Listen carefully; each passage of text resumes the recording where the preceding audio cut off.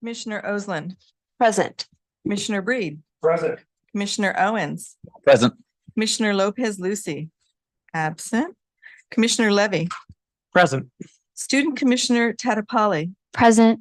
Vice Chair Mitra, Present. Chair Dorlick. Present. All right, we're on to special items and announcements. Director Hyman, we got some special announcements. How was that parade? We do. It's technically in a different order on your agenda, but I'm happy to go now. Would like me to. I have number 4, special items and announcements. 4.1. So we did have a really big weekend because of the events. We also opened our pickleball courts on Friday. Yep. Census yet, but we made the decision to go ahead and open them. Demand is so high, we had so many calls and they were ready to be placed. So that was exciting. But if you have to stop by and see them, do stop by, and lots of news going on. I think you all probably got this message, but the Parks Commission and Planning Commission training session on the new agenda management software was canceled. So they're not doing that on the 13th. It will be rescheduled. I also had originally said we were going to look at the Sunrise Ridge park lights this weekend, but they were not able to get all of the power working in the park, so we're going to delay that until we can get the field lights, the tennis courts lights, and all the lights on at one time, so you can really get the full picture of lighting and not just one element.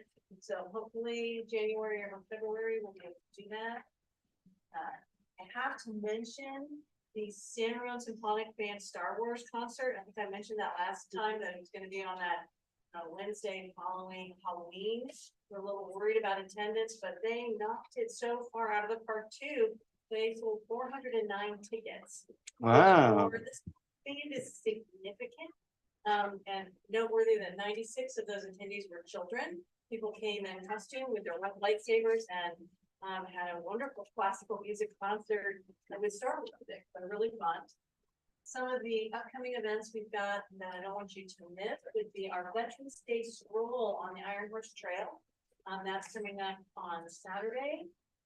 On Veterans Day, it's at 8 a.m. And everyone, of course, is invited and encouraged to join that. And our open space advisory committee chair, Bob Peoples, is in the audience, so I believe he's leading that. On November 18th, we also have upcoming 2 jazz concerts. Feeling like jazz, there's a lot of jazz on that night. We've got a concert at the library featuring Jack Ryan and one at the Arts Center in the Front Row Theater featuring Marlon, Lady Kane, and Kings of Swing.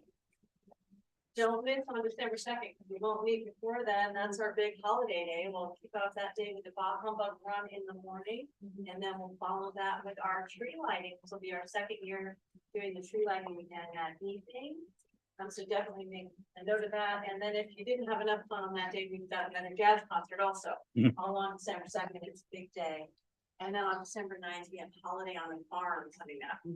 So there's a lot that we're in that holiday season now, and lots of events and programs to attend. That's it for me. Excellent. Well, we will go on to temporary employee of the month now. And for September, we are recognizing Marianne Simmons. Thank you, Chair. There we go. Thank you, Chair Dorlick and Commissioners, for having us this evening. My name is Jessica Reber, and I'm the Recreation Supervisor over our historic properties. Tonight, I am recognizing Marianne Simmons. Many of you know because she had a very fantastic career here up to being a supervisor, oversaw little things like the Art and Wind Festival, and so she has just always been an exemplary employee and really exemplifies what it means to be a recreation professional. And then after retiring, She came back to live out part of her passion, which is living history and historic property management and collections. And so she now works as a part-time employee at the farm, managing our collections. And we have over 11,000 items in our collections, and some of them you'll see on rotating display here. She actually just put up a Veterans Day display. And so it's just a great tribute. What she's being recognized for specifically this evening is her commendable and tremendous work putting together the 40th anniversary historic slideshow that was shown during the gala and has been up in the rotunda, and just really giving voice to those things of the past that have been so important to bring us all together to this point that we're at today, celebrating the history of San Ramon, past and present. And we're just so happy to recognize her today for all of her contributions and hard work. So, yeah. You like to say something? Thank you very much for the honor. I really appreciate it. Sorry it was a little late. One of the benefits of being a retired annuitant and having such a great boss that's flexible is I get to travel a lot. So, but I love working for the city of San Ramon. It's a joy, it's a pleasure, it's an honor. Obviously, they couldn't get rid of me when I retired. That's how much I love this place and love working here. So thank you so much. I appreciate it.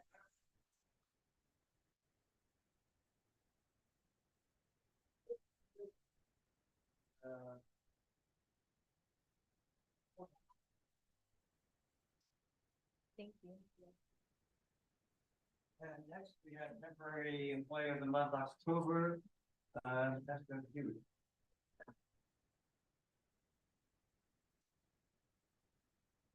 All right, good evening. Esther's gonna come down and join me today. Oh, no need to run. We're all here. It's all good. So, she's ready to go. I mean, that's really what it comes down to. She always is ready to go. So, good evening. I'm here to recognize Esther Wu as our October Employee of the Month. I'm Adam Chow. I oversee the arts and marketing for our department here, but one of the great things I am able to do is work on some of our events, especially the Culture and the Community Celebration is one of the events that I get to oversee and be able to offer for our community. And that was actually just this last month. I mean, it was only a few weeks ago, October 15th. And Esther was one of our wonderful staff that was able to help us out that day. So Esther is a lifeguard with us. I actually haven't worked with her very much before. And so this was actually her first opportunity for her to be able to come out and do something a little different outside of the pool arena and off the guard stand.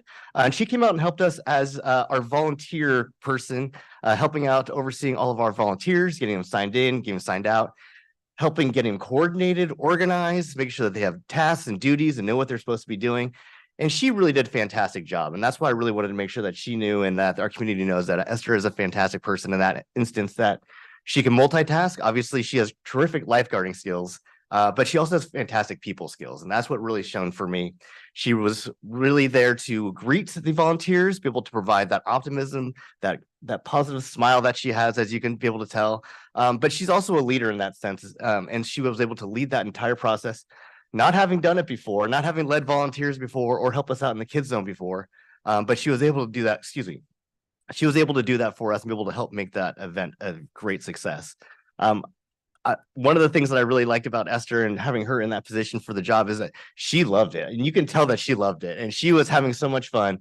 She was in the crafts area, making crafts with the kids, with the volunteers, make sure that they were all very engaged, make sure our volunteers were staying on task, not wandering off, make sure that they had their breaks, their water that they needed, the snacks, all those sorts of things. And so Esther did a really fantastic job for us at the Culture and the Community Celebration, just leading by example, being a positive person, being organized, make sure everybody was taken care of. And so we wanted to make sure that Esther was recognized for her deeds that day and stepping out of her lifeguard role and be able to help us at community events. So thank you so much, Esther. Appreciate it.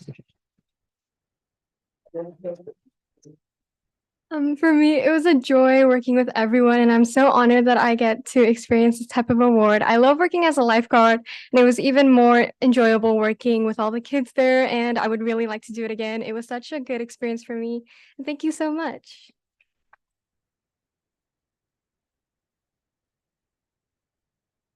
On the sea or on land, you are supposed to. Thank you so much. All right.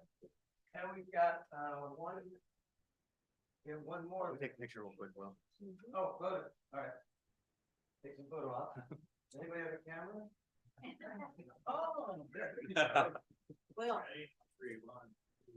Come close. Oh, you want me to get in too? Oh, okay. Yeah, you can come close. Okay. there,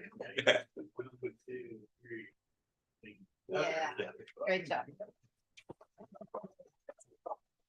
All right, and one more special recognition presented by Steve Cox for our company. Ron Neal. Well, thank you, Chair Dorlick, the rest of the commission, the audience. I can't tell you how excited I am to be here tonight to recognize one of the most important people in what I do and where I work, and that's Angie Rincagliolo. So I'm very excited to be here. There is some stuff I'm going to read here just because I couldn't commit it all to memory, but just to let you know, Angie started at the Alcosta Senior and Community Center in 2005. So almost 20 years ago. And then in 2008, she became, I believe, the lead kitchen manager, our nutrition assistant in the kitchen. That is also when I started at the Alcosta Senior and Community Center. And I know I had a program manager at the time there, but really, I also found that I also had a boss in the kitchen, and that was Angie. And it was tremendous. She put me in my place when I needed to be put in my place, and she really taught me how to do the position, and she taught me to care for everyone that was at the center, and truly was life-changing for me in many ways when I met you, Angie. So thank you. With that, what truly sets Angie apart is her infectious enthusiasm, her unwavering commitment to ensuring that every mealtime at the center is a delight for everyone who attends. Her bright and cheerful spirit brings everyone together, creating an environment that is rewarding and fun for all. Even on the most challenging days, Angie's warmth and smile have the power to brighten the lunch attendees' moods. Most importantly, her genuine care for San Ramon seniors made her an essential person to the Center for All, including the staff. Angie has played a pivotal role in the shifting from manual paperwork, which when I started was all done, on regular old paper, to a computer-based system, training the volunteers and kitchen managers, and really being the center's go-to person in the kitchen for the last 15 years. Angie taught me and everyone who worked there what it means to care for the individuals that come into the center and make everyone feel truly welcome. So today I'm honored, and the Parks and Community Services Department would like to express its heartfelt gratitude to Angie for her dedication and genuine authenticity, which have contributed to the immense success and positive experience for San Ramon seniors, kitchen volunteers, and staff. Angie, your contributions have left an indelible mark on the center, on the people who come to the center, and those who are fortunate to have you as part of our team. Thank you for everything that you have done for the center, for the community, and for me. Thank you, Angie.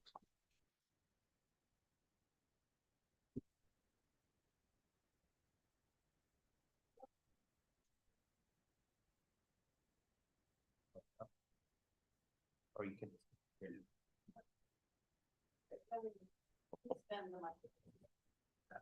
Oh, wow. Wait a minute. Wait.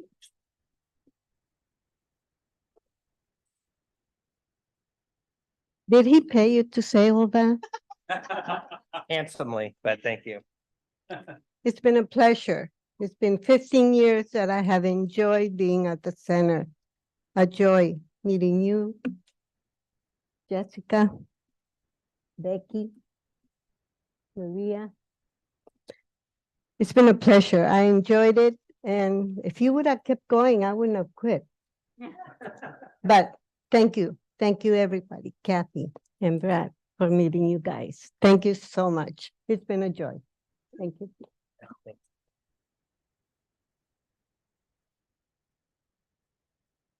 Recognition. Oversized. Wow. So it's all for you. Thank you so much. Thank you for your Thank you. dedication and for your care. Our seniors are a great No pleasure. demographic that is very important to our community. So thank you. Thank you so much. You're welcome. Chair Dorlick, may I say one quick thing too? We have a lot of staff, and every year we hire many temp staff, but to have a temp staff such as Angie at our senior center making it such a wonderful place for so many years. It's just truly such a testament to you and an honor to us in Parks and Community Services that you stayed with us and gave us all of this time and your heart. So it's truly a heartfelt thank you from every single one of our staff to you. And we hope you'll still be around and come see us, but just above and beyond what anyone could have ever imagined. Thank you.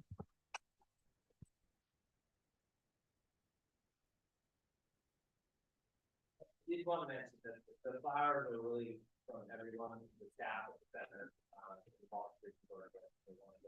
give you a little something that I've been here because they want to recognize that. And she has she's going to continue to kind of involve here.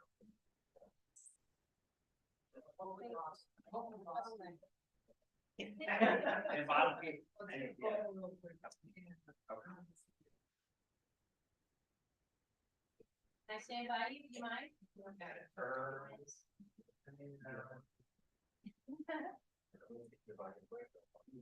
want to hold your. You want to hold it up?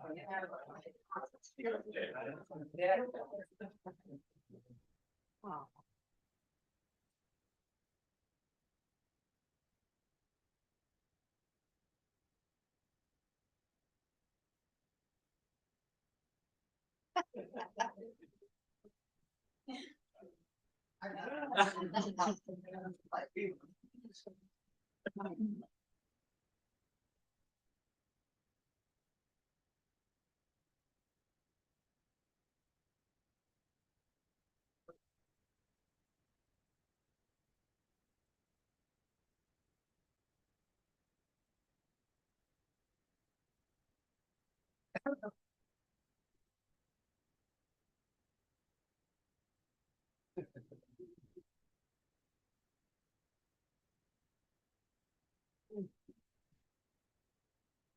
Yeah, that's enough for tonight. Let's just call off the rest of the meeting. God, we have Kleenex.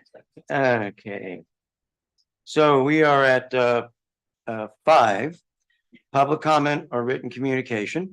At this time, members of the public are encouraged to address the Parks and Community Services Commission on any item not already included on tonight's agenda. Comments should not exceed 3 minutes. Do we have any comments? Yes, we do. Okay. Bob Peoples. All right, then I will continue with the disclosures. Comments from the public under public comment may also be submitted by email to parks@sanramon.ca.gov. No commission action can be taken at this meeting on issues raised during public comment. Written public comment emails must be submitted to the Parks and Community Services Department prior to the commencement of the meeting. Comments received by email will not be read aloud. However, they will be forwarded to the commission for their consideration. If you wish to make your comments heard, you must participate in the meeting. During public comment, members of the public are permitted to address the commission on 1, items that are on the consent calendar, including request to pull an item from the consent calendar and the reason why you wish to pull the item or items. Please note that the decision to remove the item from the consent calendar is strictly at the discretion of the commission. Or 2, items that are not on the agenda and are within the commission's jurisdiction. Please. Good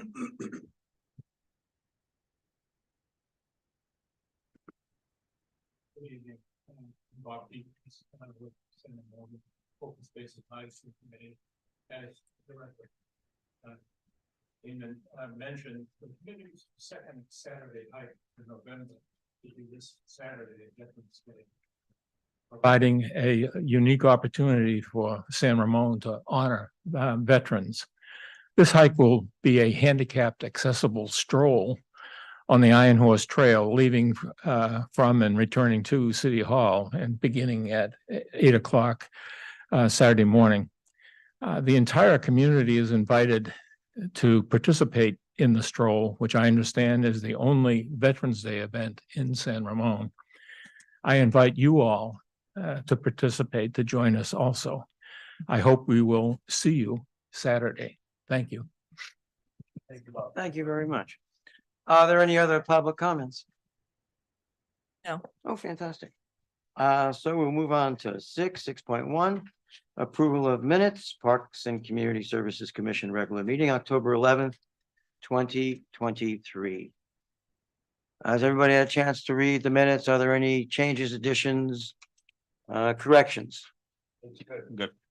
No, hearing none. Let's, do I have a motion to approve the minutes? The motion to approve the minutes Okay. for October 11th. Do we have a second? Okay. Commissioner Bree. Let's go to vote.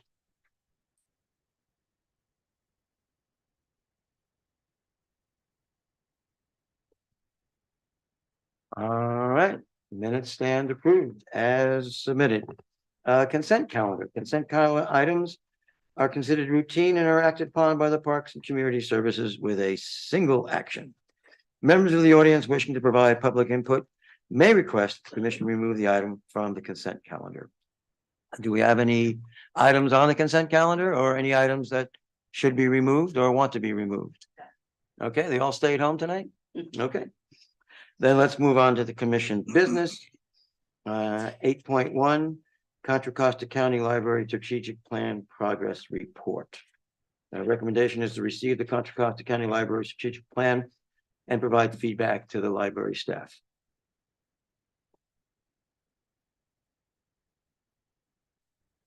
Thank you, Chair Dorlick, Commission and audience.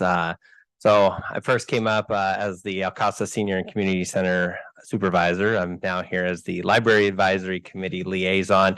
And I have the opportunity to work with many wonderful people in the city. And today I'm happy and my pleasure to introduce Elaine Pedley, who's the Community Library Manager for the Doherty Station Library, who will be giving the strategic plan progress update for Contra Costa County.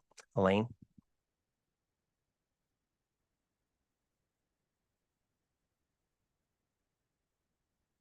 Good evening. Thanks very much for inviting me here tonight. I think you all have a copy of the progress report. I'm just going to highlight a few things. This was sent to the cities within Contra Costa County back in March. So this is a progress report on the strategic plan that was created in 2019. And this is mostly reflecting on activity in 2022. And the first page here, the current landscape, talking about 2022 and beginning with significant staffing shortages throughout the county library system, mostly due to retirements and resignations. And that was very evident at our two local branches, Doherty Station and San Ramon Library. Both were struggling to be fully staffed.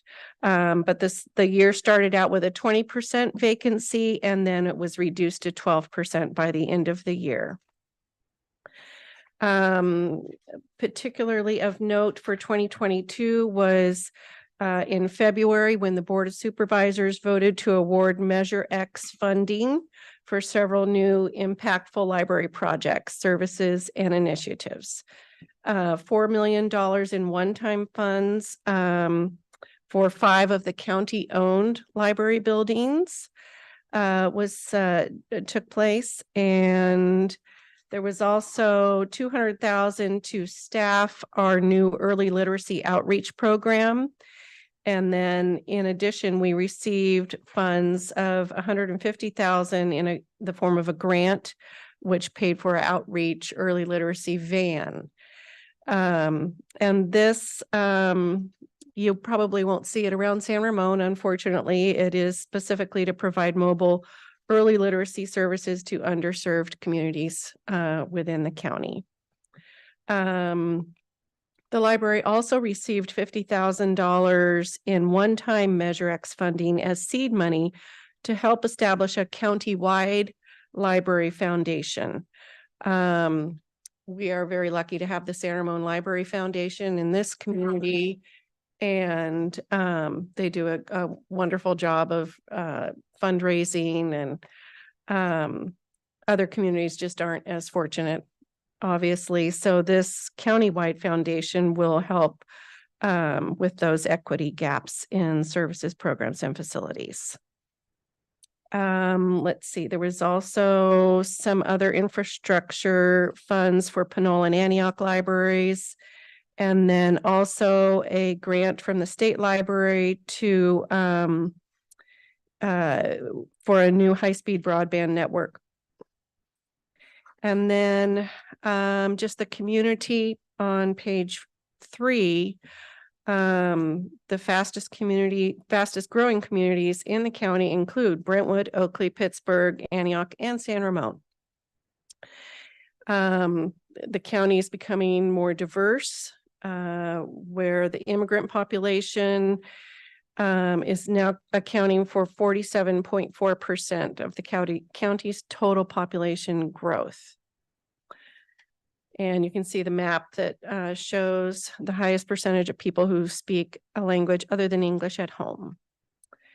Page 4 just talks about public libraries in general across the country, emerging from the pandemic, only to then encounter significant controversies that have erupted across the country related to content and programs that libraries offer. And page 5, key milestones and trends. We're trending slightly lower than other libraries as far as users. But, you know, that is coming back to pre-pandemic numbers. At the end of 2021, we surveyed our library users. We just did that again a couple months ago.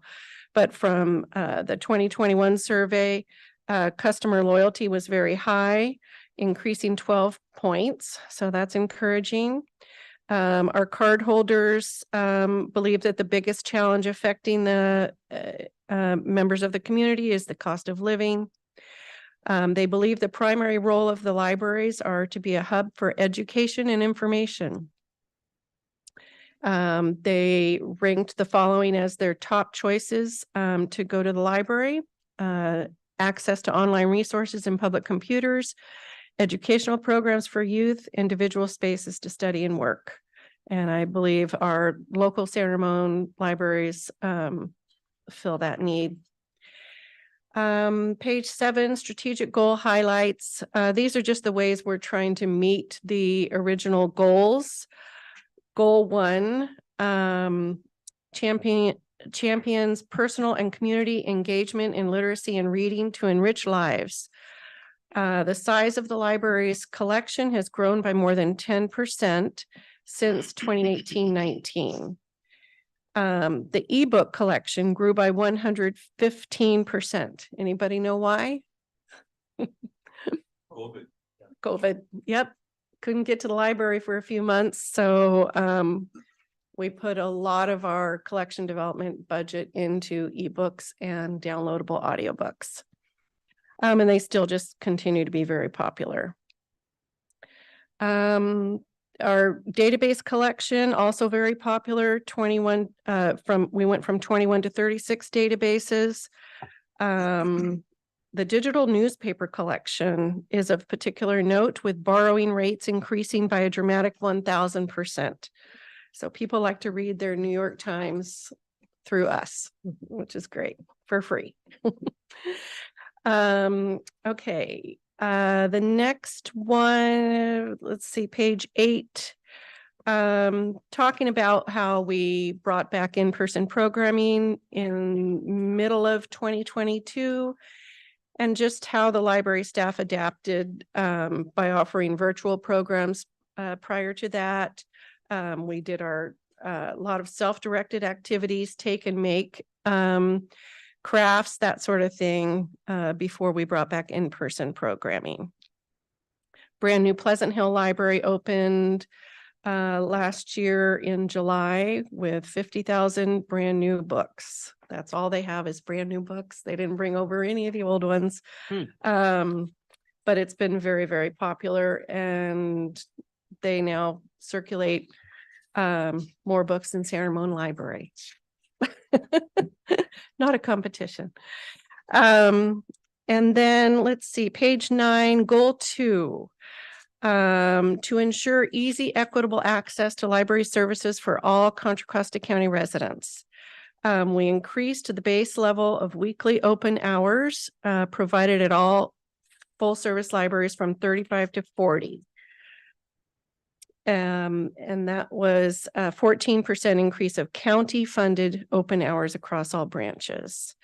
In response to the nearly 400,000 residents who speak a language other than English, we've purchased more than 9,000 items in other languages. Also, our adult literacy program, the Project Second Chance, has received more funding so that we can also assist people who speak another language. Let's see. Let's see, the page 10, we all go through racial equity training at the library. It's mandatory. And we've increased our activities, initiating countywide events that celebrate Latinx heritage, Anti-Hate Month, Black History Month, Asian American Pacific Islander Heritage Month, and Pride Month. And there's a web page on our that highlights diverse library resources as well. And last page here, goal 4, the library successfully promotes its values, programs, and opportunities to the community. And we're continuing to work on strategies to promote ourselves. In 2022, we launched 3 targeted email campaigns, engaging new cardholders and re-engaging existing cardholders, a 3-month campaign with ads on buses throughout the county. And also this year, in 2023, we created and aired library commercials on cable and streaming services. And this year, we're also developing a new marketing plan with Orange Boy. Looking ahead, this year, we're starting to embark on a refresh of the strategic plan. So stay tuned for that. And again, the marketing plan. Also of note, this currently there's more Measure X funding available. And the library department has presented a proposal to the Board of Supervisors for 1.5 million of ongoing Measure X funds for 15 new library positions. So we're hoping that's going to be approved, and we'll find out November 28th if that's the case. Okay, and that's all I have. Are there any questions? All right, do we have any questions? Okay, I'm looking. Oh, there's a speaker. Vice Chair Mitra.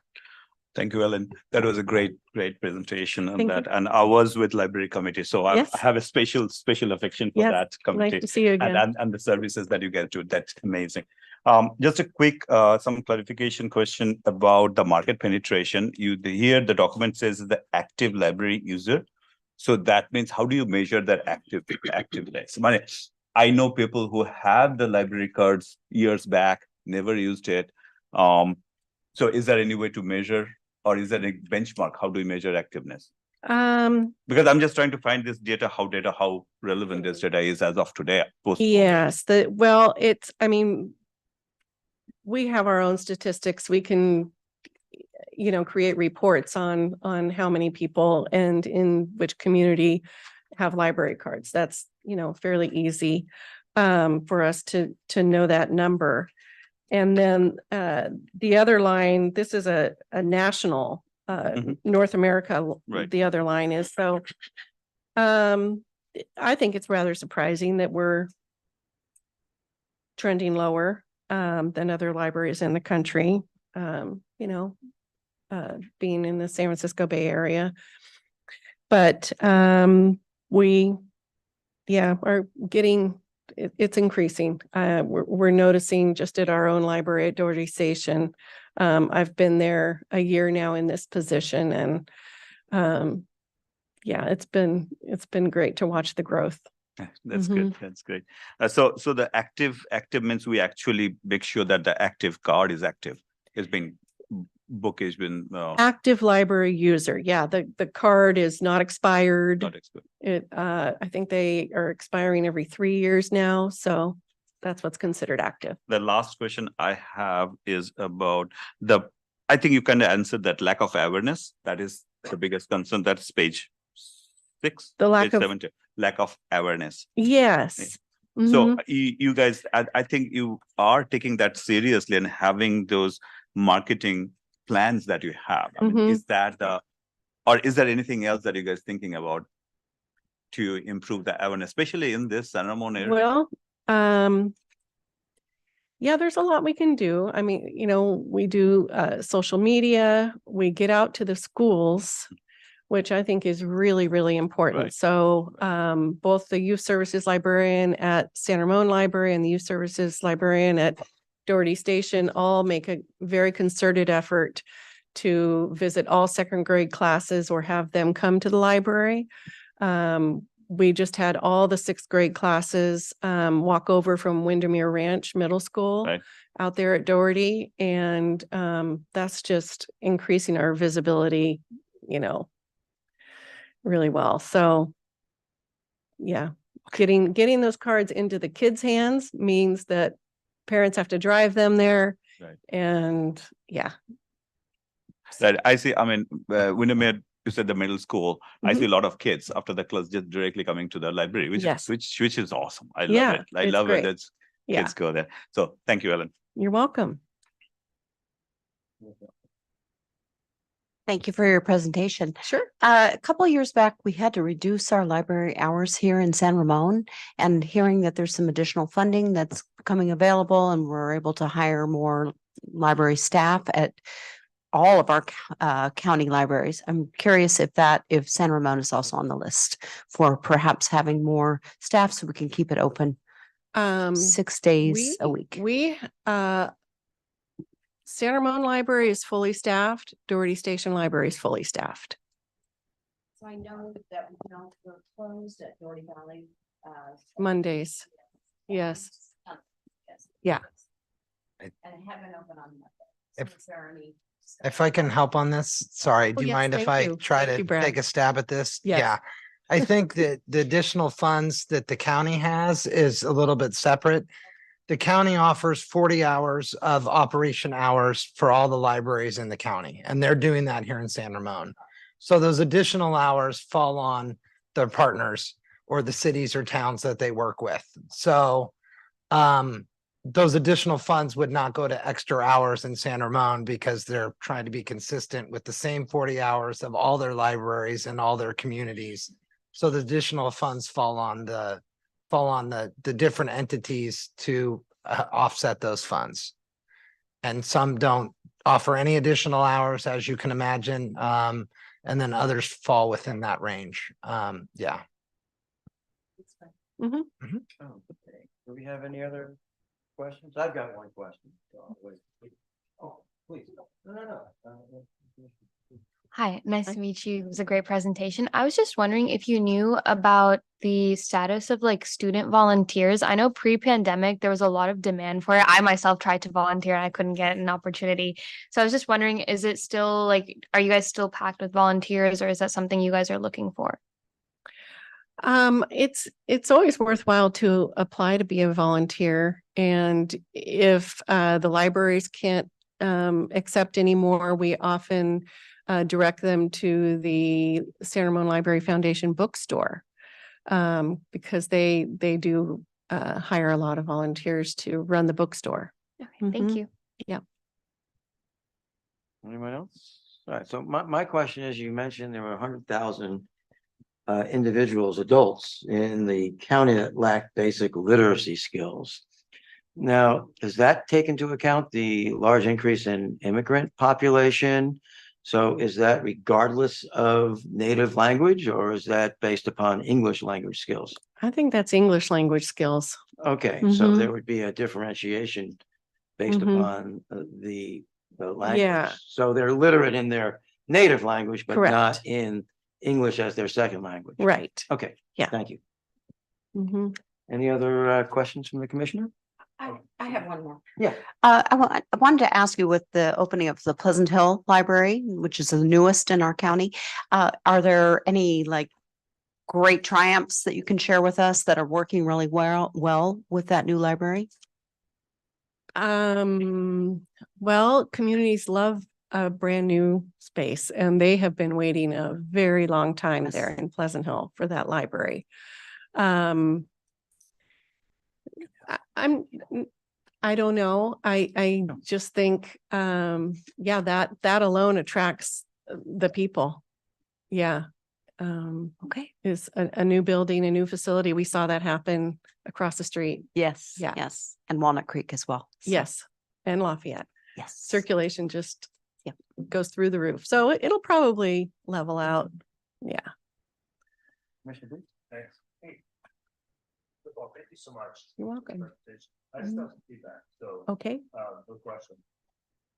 A little background, when I think about a library, I think it's like a big old treasure box, and there's so much great material inside the library that Mhm. people don't know about. Mhm. And so how do we continue to educate the community on what we have to go do? And so I thought about a couple of things, feedback on, you talked about the Windermere School, which is great, but do we partner with like the high school librarians or the middle school librarians and have a meeting with like once we do? That's awesome. What do we get, what do we get out of those meetings?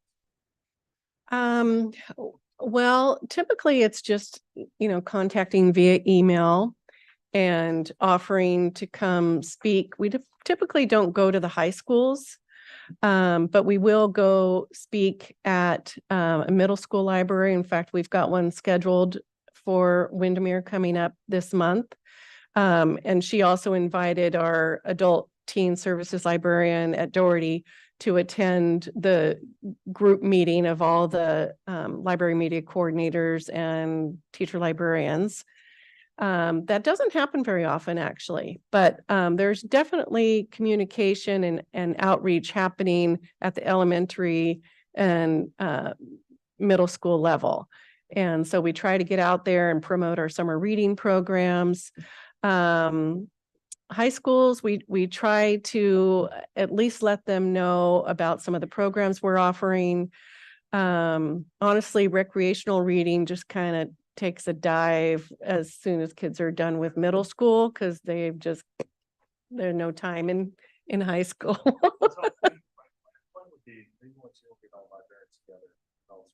Talk about where some of the trends we're seeing in school that we should be thinking about in the city, and then also share some of the stuff that we have to offer or services we have to offer so they can share that in the library. I don't know if we do that or not. Yeah. Yeah, we make sure they know, especially about all of our database resources for we offer BrainFuse, which has free live tutoring. And there's just all kinds of research databases, and we make sure they know all those we have to offer. Okay. And then the other two more thoughts. One is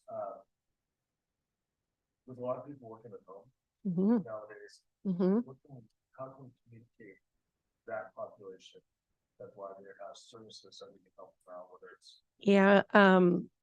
remote workers, when all the kids were home, wanting to get out of the home and they came to the library.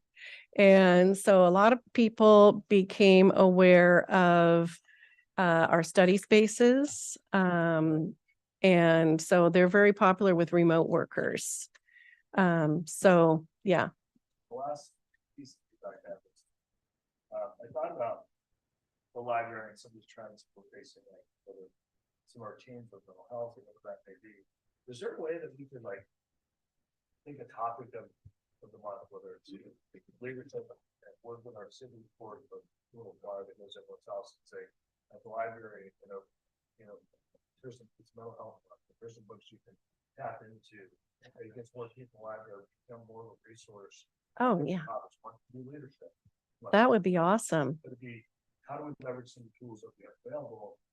And I just think the library is such, that treasure chest, such a big resource. How do we take smaller topics that are trending and say, hey, we have great resource in the library. Let's come see Santa Rosa Library. So just a thought. Oh, yeah, that would be awesome. During the pandemic, when, we didn't have any in-person programs to promote in the Recreation Parks Guide, that's what I decided to put on there. I talked about the story walk. We've got that.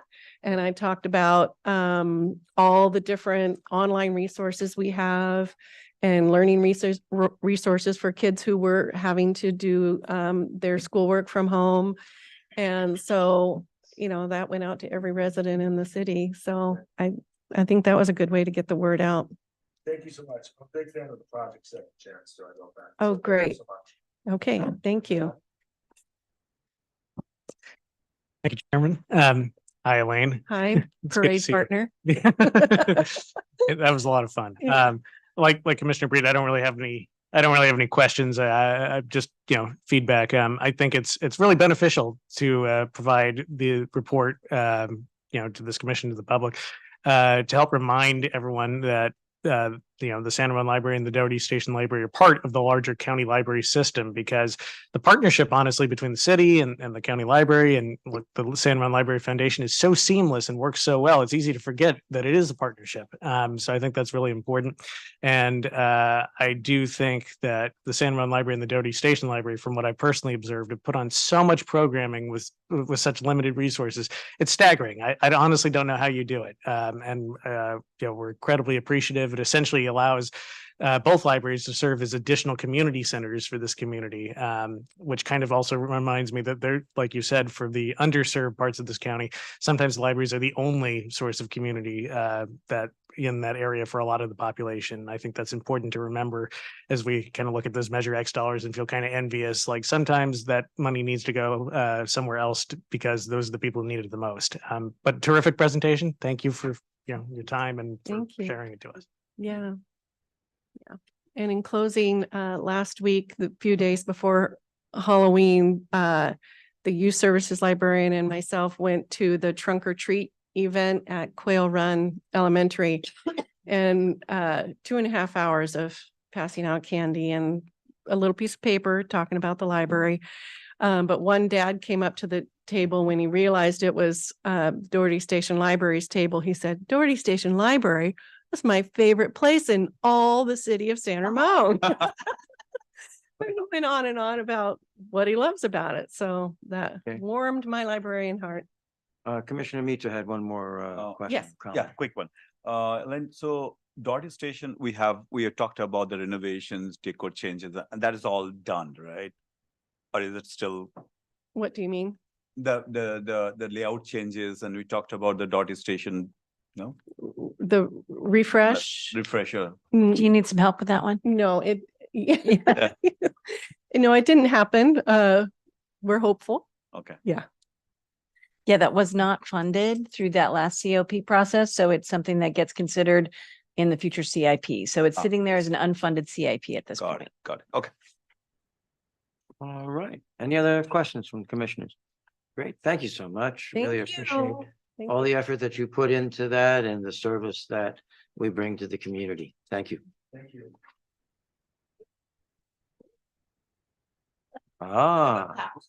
Okay. We're having a birthday, I guess. Somebody having a cake? Something surprise? No, Chair Dorlick, Yes. if you could make sure to go to public comment. I don't believe there is any, but just in case. Oh, thank you. I appreciate that. Is there any public comment? Since it's a library, it should be written. Oh, we have audiobooks. That's right. Any public comment? No. Thank you. Thank you very much. All right, so we'll move on to 8.2 Senior Citizens Advisory Committee Annual Report. And the recommendation is to receive and approve and provide feedback.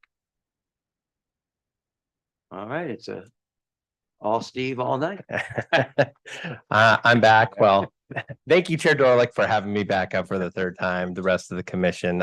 It is my pleasure to be here tonight, along with the rest of the audience. I do always enjoy these presentations. I serve as the staff liaison to the Senior Citizens Advisory Committee. And so being at the site and working with the individuals who dedicate their time to this committee is great. And it's just an opportunity to have them come here to the commission and show you all the wonderful things that they've been able to accomplish over the course of the year. With that, I would like to ask Richard Adler to come up to the podium here. Richard has been on the Senior Advisory Committee for 2 years now, 2 terms. And this year stepped up and he became the chair. And so with that, Richard is going to present the annual report for the 2022-23 Senior Advisory Committee. Excellent. Great. Thank you. Thanks. Like Steve, I have not committed this to memory, so I'm going to read the report. I want to thank you, Chair Dorlick and fellow park commissioners for inviting me here today, as well as staff and members of the public, for the honor to present the 2022-2023 Senior Advisory Committee annual report to all of you here tonight. It's my great pleasure to be able to serve as chair on the Senior Advisory Committee and to work with some great staff people, including Steve Cox, Susie Chow, Kathleen Schiller, of course, Kathy Hyman and Becky Adams, to name a few that kind of help us keep on track. So this year we were fortunate to have a full committee, and our current Senior Advisory Committee members are, I'm the chair. We also have Joan Ernst, who's the vice chair. We have V. Clark, the recording secretary, which is what I did last year. Colette Clark, who was here last year presenting this report. We have Sandy March, Wayne Mortensen, Judith Murphy, and Carlos Carrazzo is our alternate. And each person on our committee brings a kind of a unique perspective to the committee.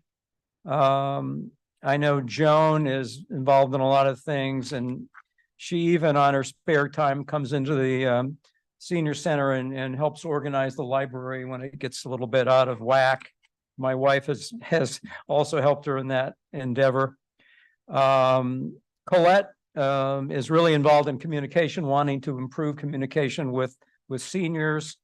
Wayne Mortensen's really big on transportation, since it's one of his passions. So it's great to have these kind of people on the committee. And according to the bylaws for the Senior Advisory Committee, the object and charge of the committee are what guides us on the committee. So what happened to that? There you go. Number one is to provide recommendations.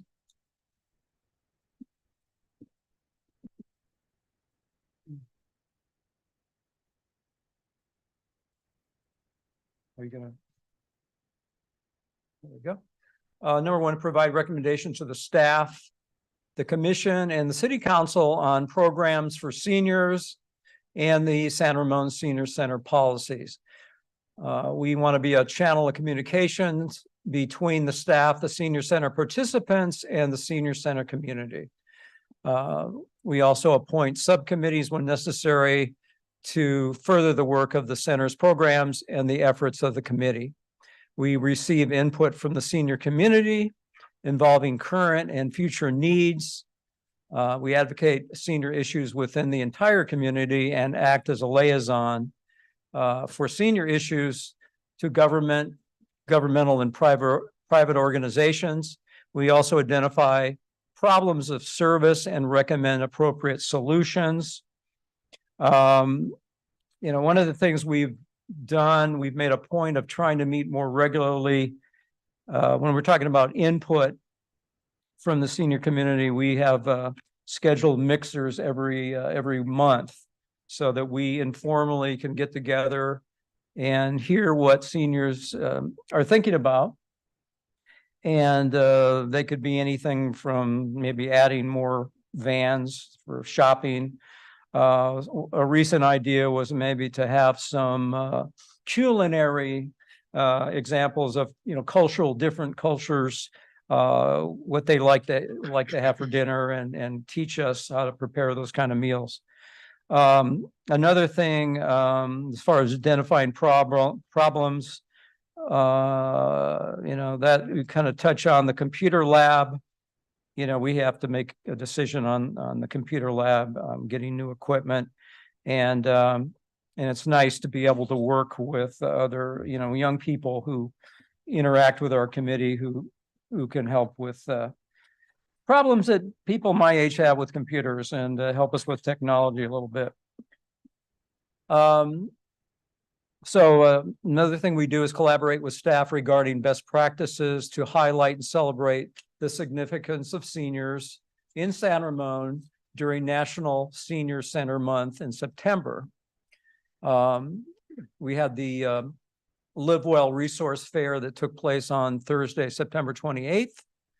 And that event featured a lot of vendors. I don't know if you were there, but they offered essential community services such as healthcare providers and resources, senior living facilities, and home helper companies. We had so many that we had to have them not only inside, but we had a lot on the perimeter outside. So some of the people that were there were making sure that the seniors came in and were able to go outside and see all the vendors who might be useful for their particular situation. We had over 300 seniors and their families who were connecting to the vendors located, as I say, throughout the center that day. So we had a good group that showed up. Other accomplishments that we have is to research and suggest new modern variations of events and programs to staff for the enjoyment of the aging population of San Ramon, including newly retired and working individuals 55 and over. On September 11th of this year, the staff presented information to our Senior Advisory Committee on new programs and activities that have been introduced. And I know last year, I believe Commissioner Breed had asked about some of the new ideas that we had, that we were looking to, expand our opportunities for learning for seniors. And one of the things we did is we had new classes. Well, I want to mention one other thing before I get into that is our responsibility as committee members is to review the quarterly reports and provide feedback for areas of improvement. So that's what we have to do. As far as the new programs, we had new drop-in classes, which included gentle chair aerobics, beginner improver line dance, canasta knitting for beginners, and the return of Monday movie matinees. So that's been a welcome addition to getting back to that. And new registration programs included beginner hula dance, core power and fitness, dance cardio, shine program, which is dance fitness, mindfulness practice, qigong, gentle chair yoga, and weekday wind down with yoga. So, we're looking not only with ideas to improve the mind, but also help seniors with their health. So accomplishments also that we want to do is partner with staff to conduct a goal setting workshop, which is what we did, where previous goals were reviewed and new goals were recommended in preparation for this report. And on August 28th, we met and conducted a goal setting workshop at the Acosta Senior Center. The workshop served as an open discussion for the committee to reflect on what we've done over the year and look at the progress and to chart a course for future ideas. And we will continue to work with staff to develop and conduct an orientation one of the things we did for the new members is to conduct an orientation, including a tour of the El Costa Senior Center and Community Service or Center Park and Gardens. Sometimes you don't get a chance to go out and see the gardens in the back, so there's interesting challenges in some of those garden spots because of the sunlight, and some do better than others. And then you have the wildlife that comes in and tries to take some of the fruit and so on. So there are challenges, but we want the members to know what we have available at the senior center. And that tour that we had was on May 22nd, and we took a nice tour at the senior center. And the new members were given a binder at the orientation, which contained the committee roster, guidelines and bylaws, current annual report, advisory handbook, current Encore newsletter, and information on the Brown Act, which is always important. We also made a point of visiting assisted living facilities to better understand what their needs are and what they offer to our seniors, and how the El Costa Senior and Community Center can provide complementary services to enrich the lives of those residents. So we noticed in some cases that some of the facilities maybe didn't provide some of the recreation that we think seniors might be interested in. So we kind of worked with them to let them know that what we had here at the senior center, and they were able to collaborate and kind of help them understand what we have, so that the people living in this assisted or seniors facilities could know about what we offer, so that they could take advantage of it.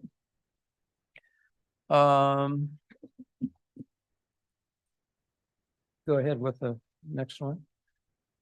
And another one of our ideas was we decided to meet with other Tri-Valley Senior Citizen Advisory Committee representatives, so we could share ideas and best practices.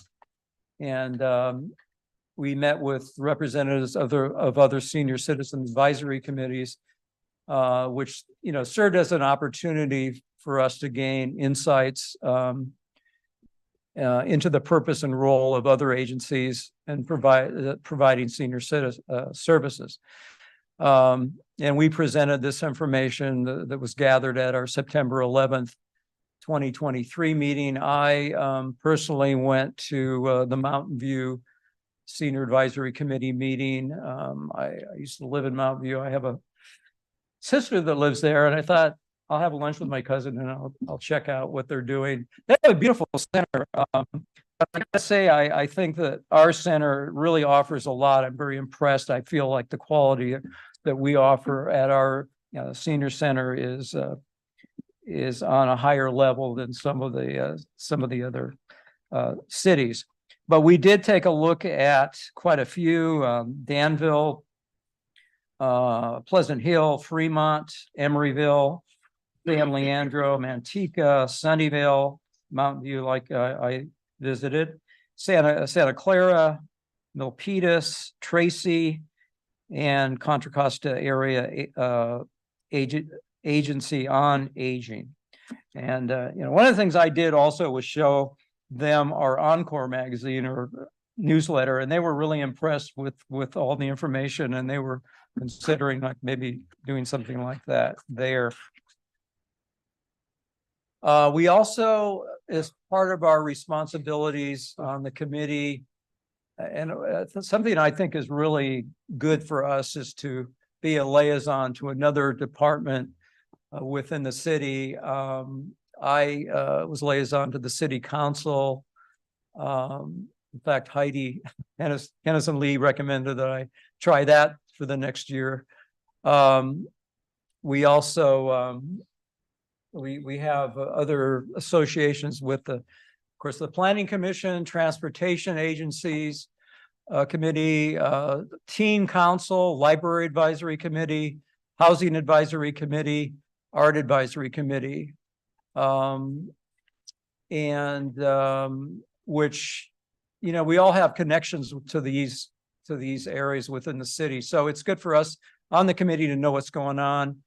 You know, you spend some time seeing what you guys are up to and all the important issues you deal with, and it gives our committee a little overview on what's happening in the rest of the city. Also, we deal with the City Center Foundation and the Senior Outreach Committee. So foundation is great as far as the connection with funding, like when we're looking at the computer room, that we need new equipment, which some of it like 15 years old, which nowadays is like ancient history. So we're considering what new equipment we might need to help seniors and make sure they utilize that. So goals and objectives continuing with that theme. We engage with we've engaged with senior living facilities to gather feedback on services that their residents, and let the residents know services that they might be interested in, provide information about programs that we offer at the El Costa Senior and Community Center for those individuals 55 and above. We also, of course, provide staff with feedback to revise survey questions, which we do, because we want to know what's on the mind of our seniors, what is important to them, and also provide support in the dissemination of the updated senior needs assessment. We also review the outcomes of the senior needs assessment, provide feedback regarding what the findings were, and we collaborate with staff to identify important information to be included in a welcome package tailored for new San Ramon residents, which are 55 and over, which I think is a great way to welcome people to our special community that we live in. And another thing we do is we want to, these are goals and objectives continuing here, that we recognize and select an individual and or aging related organization who have significantly contributed to enhancing the quality of life for seniors in San Ramon. And this is on a tri-annual basis. So we just actually did that. We recognized Cam and Phil Reed just recently for all the work. And a lot of these people have been working for years for seniors and really not getting the recognition that they deserve. So it's good to be able to, recognize them on a triannual basis, because they really do deserve credit. We hold goal setting workshops where previous committee goals are reviewed and new goals are recommended in preparation for the report. And a lot of times we decide some of the old goals are still good. We still want to do these things, but we want to add new ideas. And we also, collaborate with the teen council to propose intergenerational program ideas that can be implemented at the El Costa Senior and Community Center. And that's really a good association. Maybe it's because of, older people and grandkids or whatever, but it's just I love dealing with young people and having their input, because I think it's something that benefits the whole community. So at that point, I can open it up for questions and comments, and maybe Steve can join me on that endeavor. So anyway. Any clarifying questions, Commissioner Owens? Not a clarifying question. Okay. Any clarifying? Well, no, I guess it's not a clarifying question. Okay, well, yeah, we'll do that first. Any clarifying questions? All right, then public comment. Do we have any public comment? All right, Commissioner Owens. Thanks, Will. Yep. Richard, great presentation. I think my takeaway was that you go to other cities' meetings for fun. Well, if I'm in the city, might as well do two things at once. And sure. Well, it shows your commitment for it. Yeah, so yeah. I was impressed. So I really think it's great that you guys are doing a survey of what others are doing and having that open line of communication. Was there any goals or ideas or any kind of aha moments of like, hey, we're not doing this, but these other places are doing it, that you felt like we should be implementing here in San Ramon? Well, I mean, there are, overall, I thought we were doing a good job. We can always improve. We did go to Pleasant Hill and they had a really entertaining review where they had the ladies were doing Broadway, shows. And I mean, they have quite a budget for costumes, so I don't know if we could do that, but I was impressed with the performances. And, but with the person that works on that is also going to be working or is working with us in San Ramon to put on some other entertainment. So that's a good, collaboration that because of that, we can use that for our benefit in San Ramon. So any other thing you can think of about that? No, but I could just say that the Senior Advisory Committee did go see a Follies show at the Pleasant Hill Senior Center and then put the staff in contact with the person who oversees their Follies show and then, allows us to see if that's something we can, emulate. We have a holiday variety show that we do. This person's actually almost like a director of the old Follies. So by the Senior Advisory Committee actually visiting and seeing the show, they brought that information and now put us in contact with that same person who now is looking to see if we can, emulate something like that in the spring. So that was the benefit to see that, when you see what other centers are doing and then having members of our own Senior Advisory Committee bring that information back to the staff. Yeah, I think that'd be great. So yeah, I'm always super impressed with all the programs that we do for seniors in this community. So thank you guys. Sure. All right, take it away, Commissioner. Thank you, Chair Adler, and thank you, Steve Cox. I'm lucky that I get to sit on the Senior Advisory Committee, and I've been doing that now for off and on for the last 5 years, and I've really watched the committee evolve. And what I'm seeing now is there are really rich discussions that take place at the meetings. Lots of fantastic input coming from all the members, great ideas. And what's wonderful is to see them actually get implemented and come to fruition. So I think you guys are doing great work. And I'm always pleased to participate and be at your meetings. So thanks for all you do. Appreciate it. Vice Chair Commissioner Mitra. Thanks, Chair Adler. Really great job. You guys are so dedicated to cater and support a demography of our society who needs help. And I've seen that during COVID, how you guys held that. So all regards to you guys. One quick question about the programs. About the programs and the participation, especially from the seniors of the society.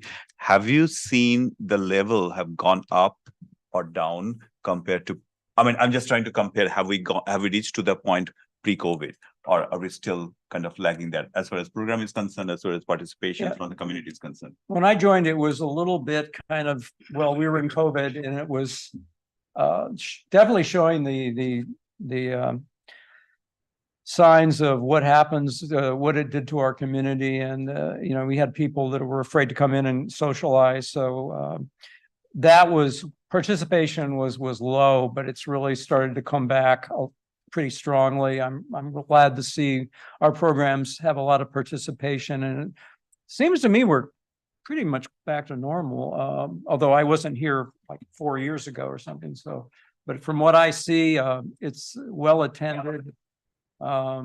It's just a great place for seniors to get together, and seniors, of course, suffer from depression, especially, you lose a spouse or whatever. So it's important that we have the senior center available for people to interact together. And it's, I do see a lot of that going on, and I always get a good feeling when I go there. Yes, we present and the staff bring a quarterly report back to the Senior Advisory Committee with the numbers of participation in all our programs and activities. And we have seen those numbers approach where we were in, I guess, pre-COVID numbers, especially in our fitness activities, our social activities, and our lunches. And our lunches, without me going back and looking at, might be exceeding our numbers pre-COVID at this point. So we're averaging over 30 participants a day on average in our lunch program now. So I would say that we are seeing hundreds of people probably coming through our facility a day. And, you know, participating in multiple activities where obviously during COVID and then, you know, as we sort of transitioned back into an open facility, there was some hesitancy there. One of the things I think staff and along with senior advisory committee members really aim to do is make people feel comfortable and safe and to find essentially a place that they can come visit and socialize with friends. And I think we are well on our way to accomplishing that and getting back to those levels that we were pre-COVID. Okay, good. Thank you. And if you haven't had Jello for a while, come to our luncheons. I'm coming. It was like, that's what I used to eat as a kid. And it kind of go from being old to young again. Only if there's whipped cream. Yeah, that's true. That's true. Commissioner Breed. Yep. Oh, there we go. Hey, Chair Adler, Steve Cox. Hey, nice job. And I want to say thanks there. I thought the report was really well written. There's a lot of data in there that I would ask questions on. It was already in there. So like number of people attending, and I think it looked really great. So, and I personally think Julie let me sub hit for her when she was out of town on the senior advisory committee. And I think that the work in the, of services is the right word. So please excuse me if I use the wrong word, but that we offer to this community is, I think, top notch. I think it's best in class. All that. So my feedback is this: we've like Deer Creek and some other senior housing like being built. So how do we get ahead of it? And as people move in, know that we have this amazing senior center that we have to offer that to that community. Because I think loneliness is a big deal at that age, and how do we tell those people right away when they move in? Like, is there a packet we could put in, you know, work with like that Deer Creek facility or this facility? I don't even know what the name of the one they're building across the street, but Belmont. What's it called? Belmont. Okay, I'm a little slow. Belmont. Thank you guys. Yeah. So Belmont, but it's what I would, why do I do is create a packet and work with the residents or the people selling it that, hey, you know, if Richard Adler moved in, you know, they would know we have a senior center that can serve them. And I put something on transportation. It's just an idea, but I was looking at all that massive housing and how do we reach? I just think that's people that we can go reach and share some of the amazing programs you have. And the other feedback is I love, or two more feedback, sorry. I love that you added the technology and you're tapping into teen council. And I love that because I think the one thing about seniors is how do we make them up to date with technology so they can communicate with the loved ones. So I think that's a really smart platform. So I wanted to applaud that. And then the last one is on the master plan. We talk about, you guys nailed it last year on your goal number 2. I just marked it like 3.1B, but it talks about the master plan says increase senior programming offerings by adding 2 senior programs a year that focus on wellness and sports. So we did a lot last year, and I just want to make sure that we continue to do that next year and make sure we call it out so people know that we're trying to fulfill master plan too. So you guys did a great job. I was just trying to give you credit on what you did. So thank you very much. Hopefully the idea was good. If not, then sorry. No, So- I appreciate that's a fantastic idea about the new developments that we need to get in there right at the Right. beginning so that they can, you know, think about the Costa Senior Center as a place that they can kind of hang out and get to know. Some of these people may be coming from other areas, so they get to know what is available and get healthy and, you know, have programs that will. And we have such an aging population in the city, and so as people come in, I just feel that loneliness is such a big deal, especially with this. Our seniors is how do we let them know that you don't need to be lonely? There's a lot to be offered. So anyways, that's if we can make a packet and partner with them, that's great. You got the idea. So thank you. And I can help. Let me know. It's a great idea. Thank you, Richard. What? Lonely. No, she's laughing at me. No, just kidding. Student Commissioner Natapali. Hi, it was a really great presentation. It was really great to hear about everyone on your committee and what you've accomplished in this past year and what you're hoping to accomplish. And I hear about a lot of these from Joan and I think Judith, I believe, because they're liaisons for Teen Council. I think that the intergenerational program idea with teen council is an incredible idea, and I'm really looking forward to hearing more about that. In fact, one thing that I've always wanted to do, I don't know if this sounds a little weird or not, but like an intergenerational book club. I'm really into reading, and it's really nice to see like different people's favorite books from different generations. So if this could ever be a thing, maybe I'll bring it up with my committee. Maybe you can bring it up with yours, and we'll see how it can go. like that. Thank you. It's great. All right, so I have one question. We talk about the, the population. So what is the percentage from a demographic standpoint? It's always good to go back to the data. So what is the percentage of the San Ramon population that is 55 plus? Do we have that information? It'll be interesting to see that. And if you want to break it down between those that are, as you mentioned, working 55 plus versus retired 55 plus.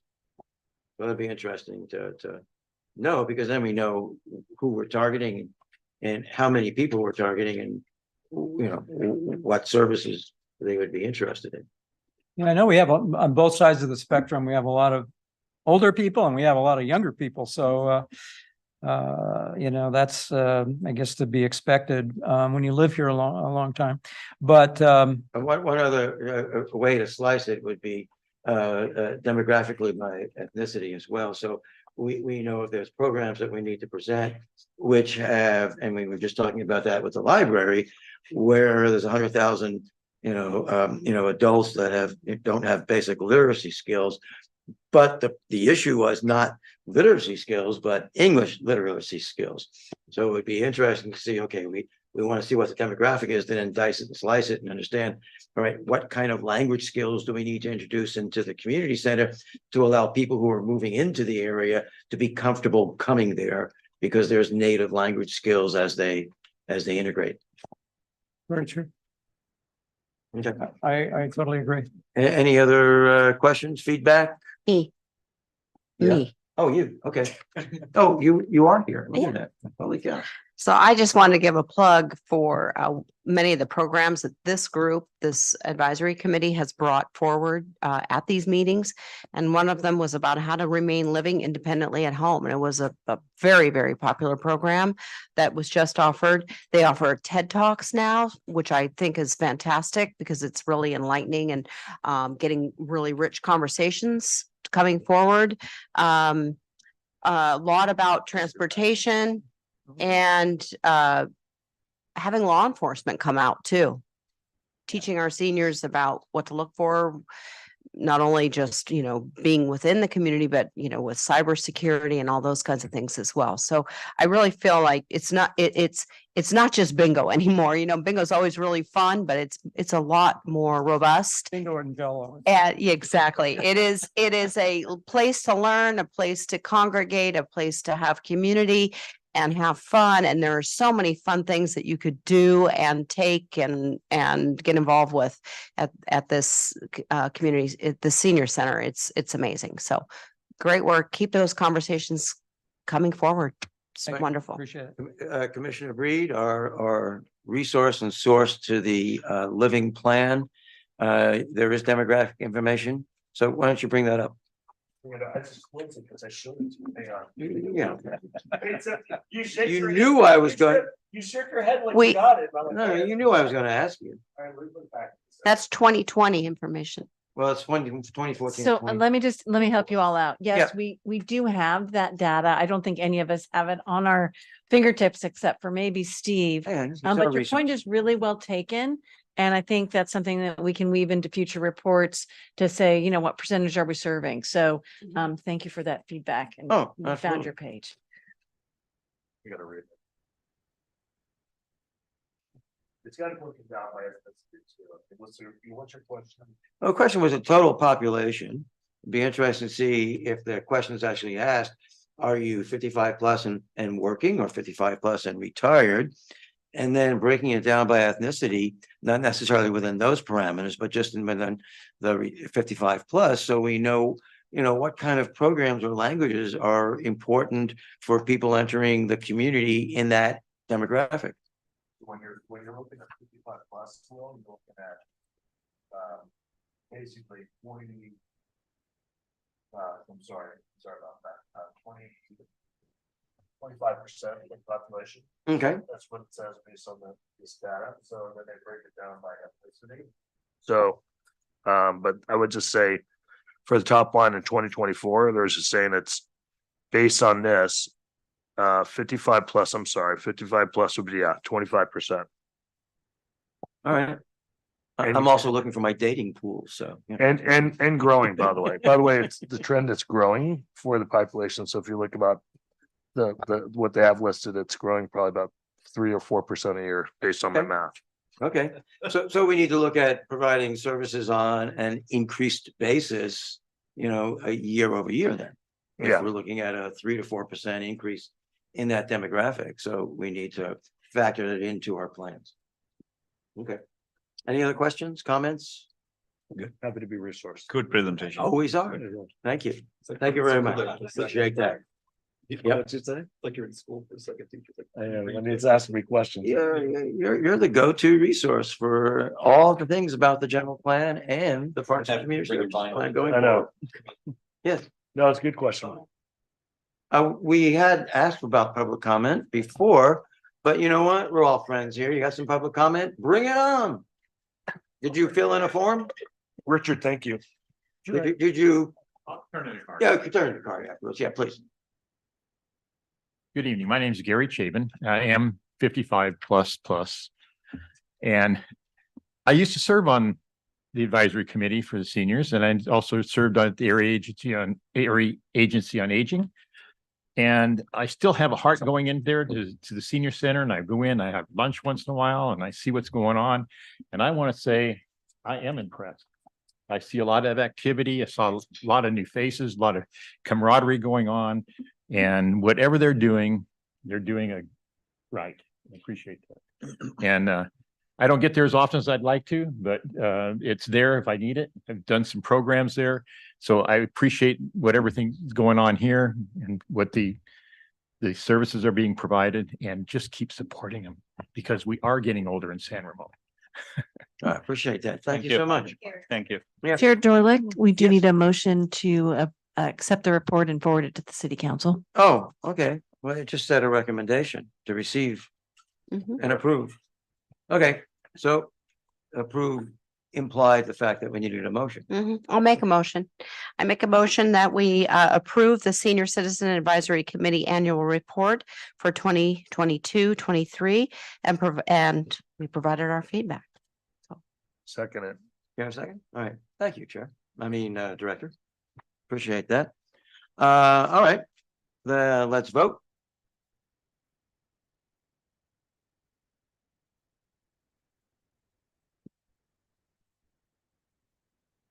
And voted. And vote. Everybody vote? I did. It's just not going through. And vote. Oh, I'm away. What? No, that's something went off there. Yeah, I voted yes. So. Away. Me away. So did I. All right, let's do a voice vote. Okay. Yeah. All in favor? Aye. Any opposed? Okay, we're good. Unless you need to do as the usual, the They can- person by person. They can correct it since it was unanimous. Okay, it was unanimous. We're all in agreement. We're one body unified to move forward to the next 8.3. Oh, Steve, where are you going? Don't you have another presentation? Oh, okay. Director Hyman, I think you're gonna tell us about this light parade. Yes, we had a parade Yes. and boy, was it a parade. So after that, on almost 20-year hiatus between parades, it was quite experience for our staff to mount that, get it on its feet and send it on down Camino Ramon. So although we've not gotten feedback from all the participants yet, we did a really fast Survey Monkey. I put this on the agenda before the parade because I wanted to make sure that we had a chance for the commission to weigh in, provide some feedback, and for us to start really thinking about, was this a one-off or is this an annual? I mean, that's really important to us as we're in the middle of budget planning right now. So I can't really wait till we have some time on the agenda in the spring to talk about it. It will be too late to kind of push one way or the other. So at this point, I'm exceedingly proud of our staff. And I can't say enough how great they are for having picked this ball up and ran with it. And I need to give credit where credit's due, because although they're not here, hopefully they'll listen to the meeting later. Keith Haas, Kevin Boggs, Adam Chow, and Mike Finelli. I know. They literally picked it up from nothing and figured out how to do it. From every step, they met with other cities, they talked to people, they figured out, made videos, how to do light things. They did everything you could imagine. Not that there's still not lots of things we can tweak and fix, but for an inaugural parade, it was quite amazing.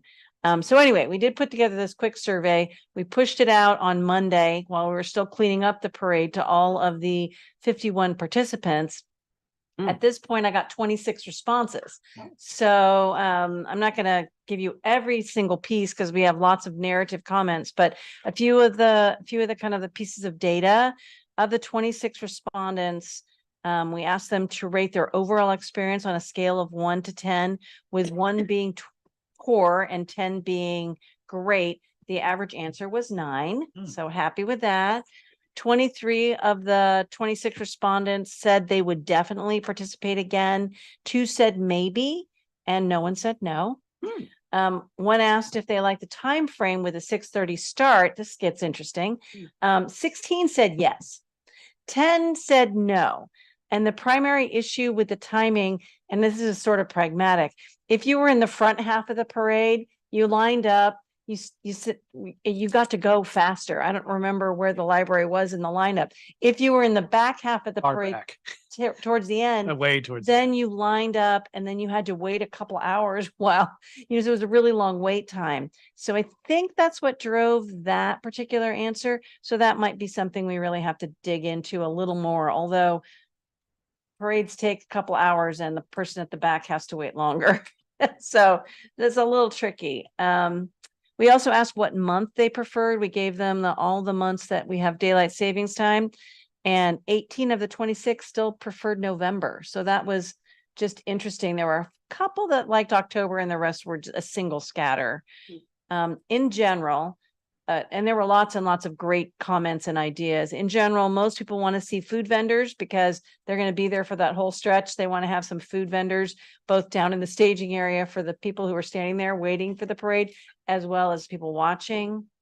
They'd like to see light vendors, a faster moving parade. So although some of our adorable groups who were at the judges reviewing stand might have gone a little too long. I think they were told 30 seconds and I think they might have taken a little longer, which then caused some big gaps after that, which made people think the parade ended. The last other comment that I saw repeated was the parade goes down and then if you parked your car at the front end, you've got to walk back. So they were looking for either a looping parade, which is tricky, or a bus or shuttle or something to help pull the participants back to the front. Overall, exceedingly positive comments from the 26 people who responded right away. They liked it. They want to do it again. It was fun. It was engaging. It was a lot of wonderful things for them. I've got tons of little videos and clips for the commissioners that weren't able to attend. So you can get a feeling for it. But I just kind of wanted to put it out to all of you for comments, thoughts, feedback. And really, I'm just trying to get the sense of whether or not you all think we should throw this in the budget and try and make it happen again. So. So. Is there any public comment? There's not. Well, there we go. Commissioner Austin, you go first. You want me to go first? Since you always go first. Well, I was fortunate enough to serve as a judge with Commissioner Owens and with Commissioner Breed, and to work with the staff at that judging desk. And from my vantage point, it was so exciting and it was so much fun to witness all these people in the community out walking in the parade. So it's hard to see at night, so you're not sure actually is that, you know, I remember seeing Commissioner Levy. I was like, is that Kyle? It is, you know, so, but it was. And, I think from my vantage point and then from the feedback that I've received from residents, it was a huge hit and people loved it. My concern out of the gate was, are people going to show up? Do they know about it? There was sort of this kind of unknown piece to this. And, you know, it's like you build it, they come. And that's what this was. They came. And from what I heard from folks that walked in the parade, that both sides of the street were filled with people and their chairs. I think the suggestions that you've received from the comments are pretty spot on from what I've also heard. Food, people wanted, you know, something to eat. I think some other things that I heard was lights, perhaps up in the trees to create more light. Because when it got dark, it's really dark. So you really couldn't see a lot. And there are street lights, but you know, they don't offer that much ambient light. So I also wanted to say thanks to Susie Chow and Jessica Reber, because about it may have been about 2 years ago, we had a program meeting, a committee meeting, and we talked about having a parade. And they brought forward the light parade. And I remember the three of us, it was Heidi Ellicott Pesic and Heidi Keniston Lee and myself, and we were like, wow, this is a great idea. Not many other communities in our area offer, you know, we have parades, but nothing like this. So I thought this idea that they presented to us was fantastic. So I'm really glad to see that we did follow through with it.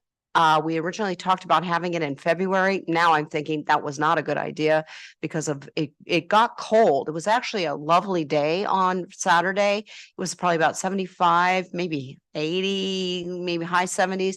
But when that sun went down, it got cold. And so if we had it any later in the year, I think it would be too cold for our entrance and for the residents.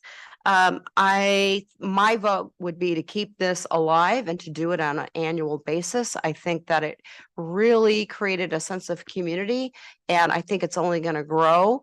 I think some of the things that you mentioned about the pace of it could be improved, the communication to the participants in the parade about at the end, how to get back to the beginning. And the only other thing that it really truly impacted me was leaving and arriving. The traffic was pretty thick.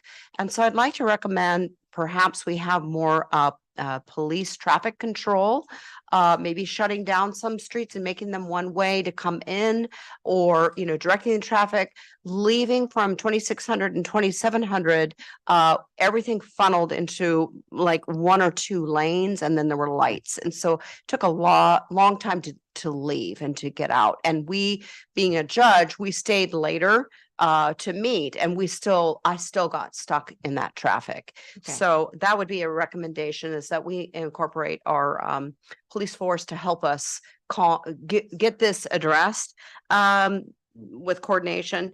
And I think, let's see, what else did I write down here? I think pacing music, if there's music, we heard that we didn't have the high school bands performing because there was a music competition that same day. So perhaps we could try to coordinate that a little bit better, if, you know, but I think November, the first weekend in November was a great time to have this. But we didn't have the high school bands. We had the groups that had drumming. I mean, they brought a lot of attention.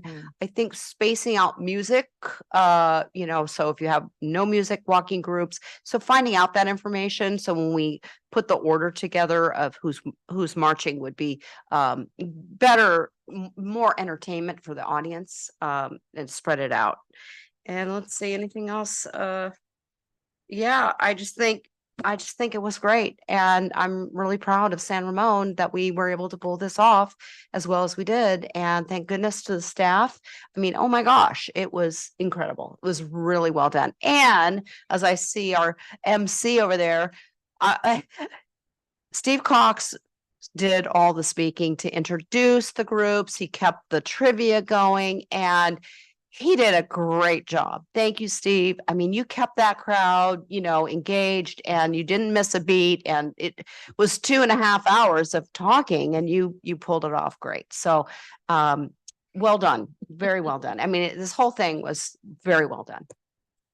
Thank you. All right. That's some great feedback. And also, don't want to be remiss and not mention that it wasn't just our team who did it. It was the entire department got involved across the board, and Public Works and police. I mean, really partnered directly with us in transportation, and traffic control, all of it. So it was the village concept. Yeah.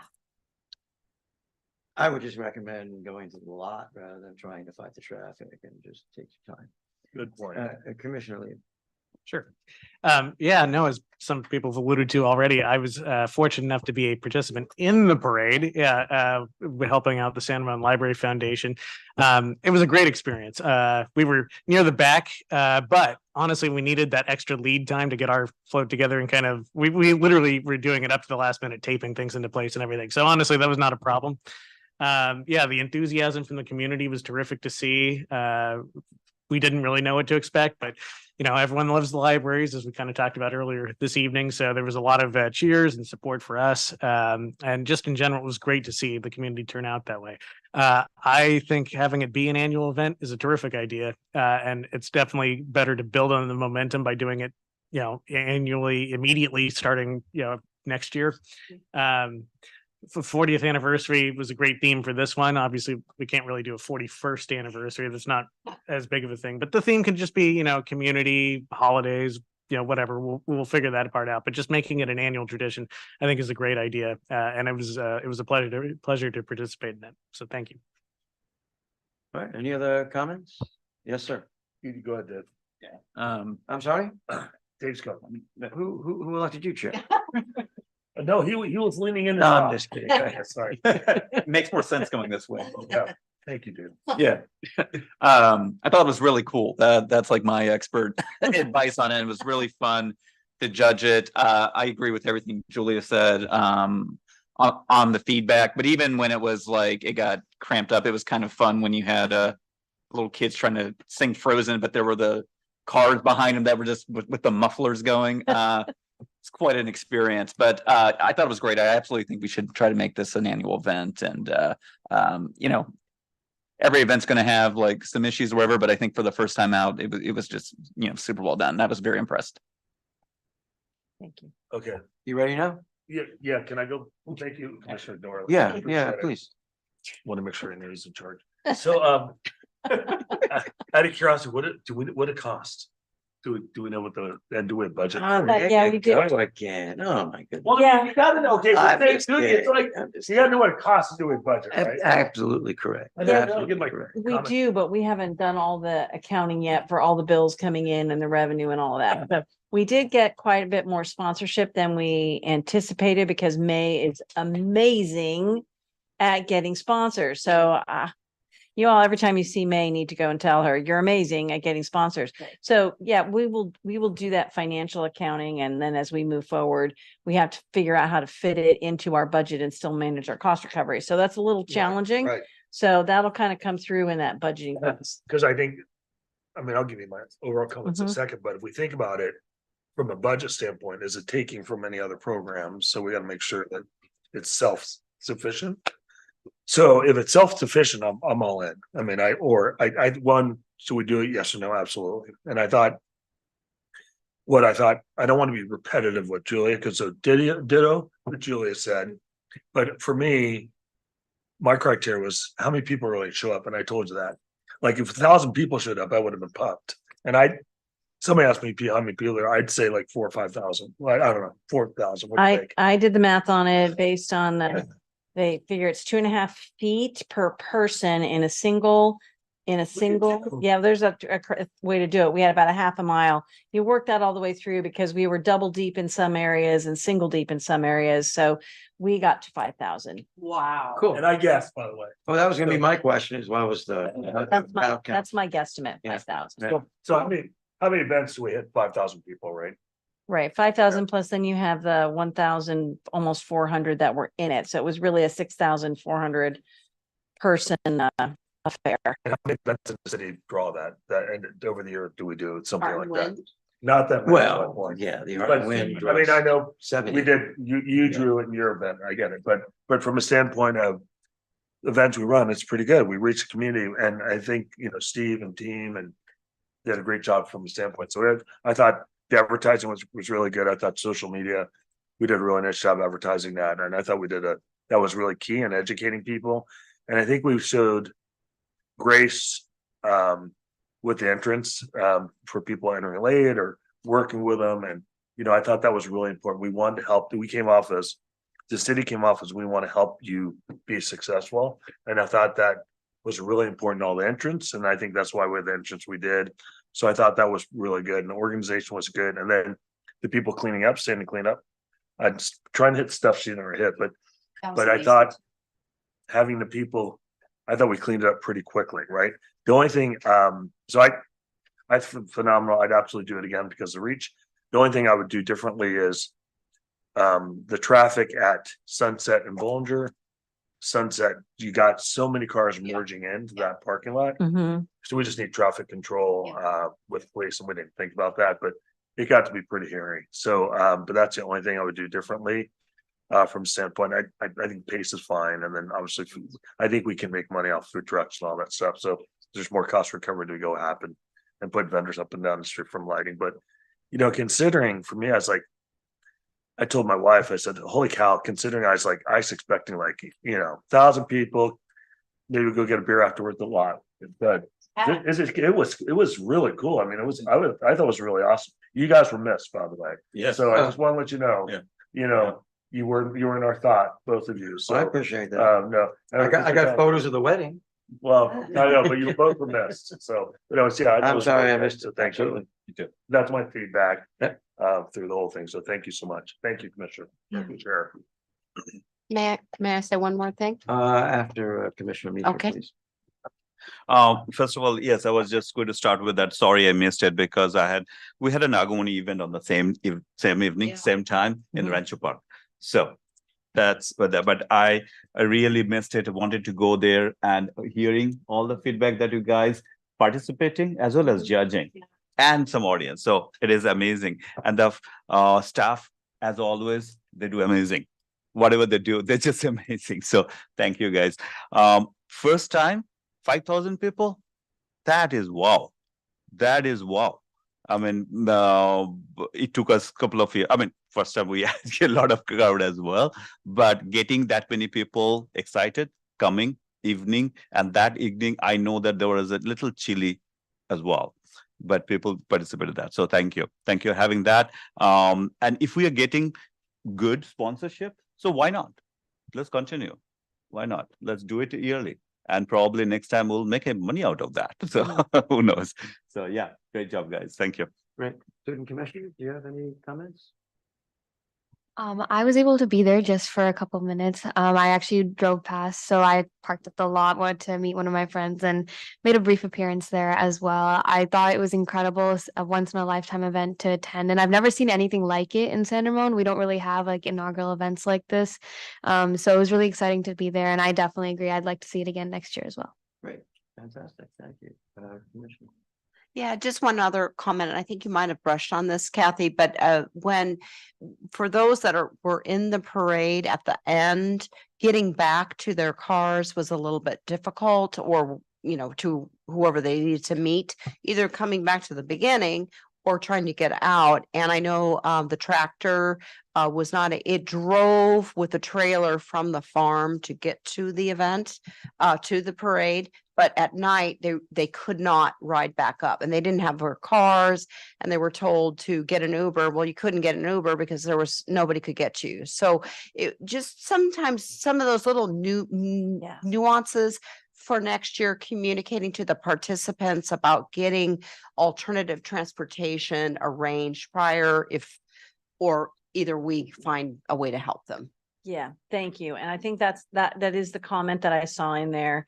And people suggesting how we could even one person said, we'll take Bishop Drive back around, or there's got to be you know, I know with the golf carts, Brad ended up going back through the parking lot because you could get back through the parking lot. Yeah, go Brad. All right. Go And Brad. get back to the beginning. So I do think it's a logistic. We just have to really think outside the box on and figure out how to manage, because that seemed to be the one thing that made it a not positive. But again, everybody wants to be in the parade again. They just want us to help figure that out. Yeah. So Nice job, Steve, by the way. Well, if I can just add too, I think also now that we've done it, everybody kind of knows what to expect. So they'll strategize. Do I park in the front? Do I park in the middle? How do I want this to play out and, you know, better coordinate all that? So I think, yes, we have room for improvement, definitely, but I think that'll help too, because everybody will know what kind of is going on. So, yeah.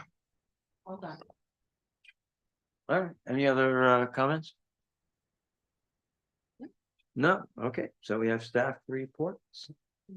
Recreation maintenance and operations report. All right, would you like a couple of highlights in your rec report? Sure. So if you've got a chance to look at it, one thing that I think is always of interest is trick or treat on the farm. So we have had big event after big event after big event. So culture in the community and all in the parade, these galas, but trick or treat on the farm had over 1,000 people attend it. And so you think about that impact and how big that one is continuing to grow. So that is going from what we would have termed like way back when it got a couple hundred people, is now going over the 1,000 mark. We're going into large event.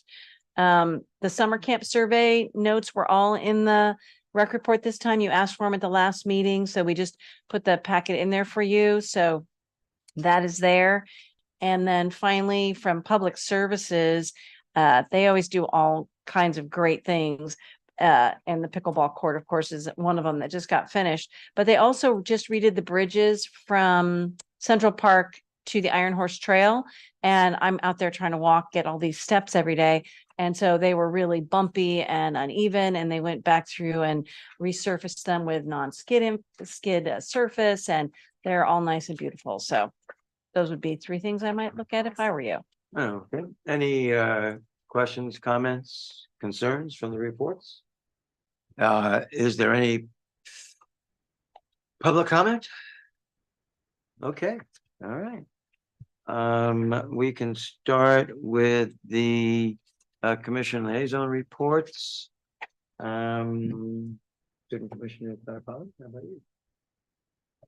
So we had our teen council meeting, I want to say, actually, I can't remember the exact date, but it was around 3 weeks ago. And at that meeting, we approved our Outstanding Teen Citizenship Award winner, which is Valerie Ye.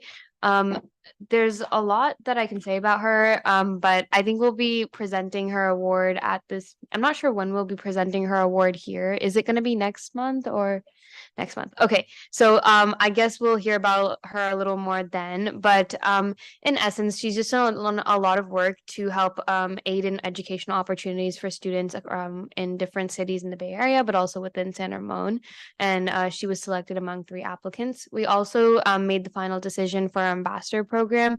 So we selected ambassadors from all of the high schools, most of the middle schools, and also I believe from Athenian as well. So we got a wide variety of applicants. Other than that, there wasn't much this past month, but moving forward, we're going to be working on just like committee business. So starting to implement the changes that we want to see. We established a new wellness ad hoc committee, which was proposed by one of our members, Gavin. And specifically, that committee is going to be working towards finding ways to kind of get resources for mental health to the students in our communities, and kind of finding out from them what the city can do to help as well.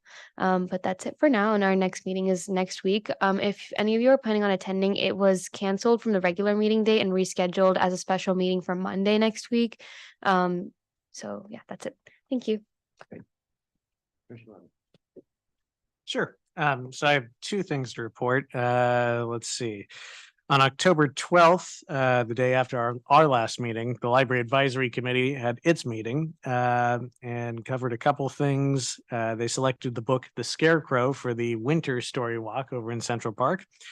They heard pretty much the same report that Elaine gave us tonight about the county strategic plan update. There was some feedback about the San Ramon Library Storytime program that they offer for younger children. And they also discussed adjusting the meeting time for the committee to be a little earlier so that they could potentially resume meeting within either the San Ramon or Doherty Station libraries like they used to do before COVID. So yeah, it was a good meeting. And then on October 24th, I attended the city council meeting. And that one was also, it was a pretty light agenda. It was a little less than 45 minutes. So that was nice. I'm jealous. Well, you know, you're the chair. I don't know what to tell you. So yeah. So at that city council meeting, they recognized the graduates of the 2023 Planning Academy. So that was nice to see. There was an introduction of newly promoted Police Captain John Cranford by Chief Carlson. And then the only other real item of substantial business was authorizing a retired annuitant exception for the transportation division for a recently retired employee. And that was pretty much it. So that's my report. Cool. Okay, no city council meeting yet for me. And that'll be next week, the 14th. But I did attend the Senior Citizens Advisory Committee meeting.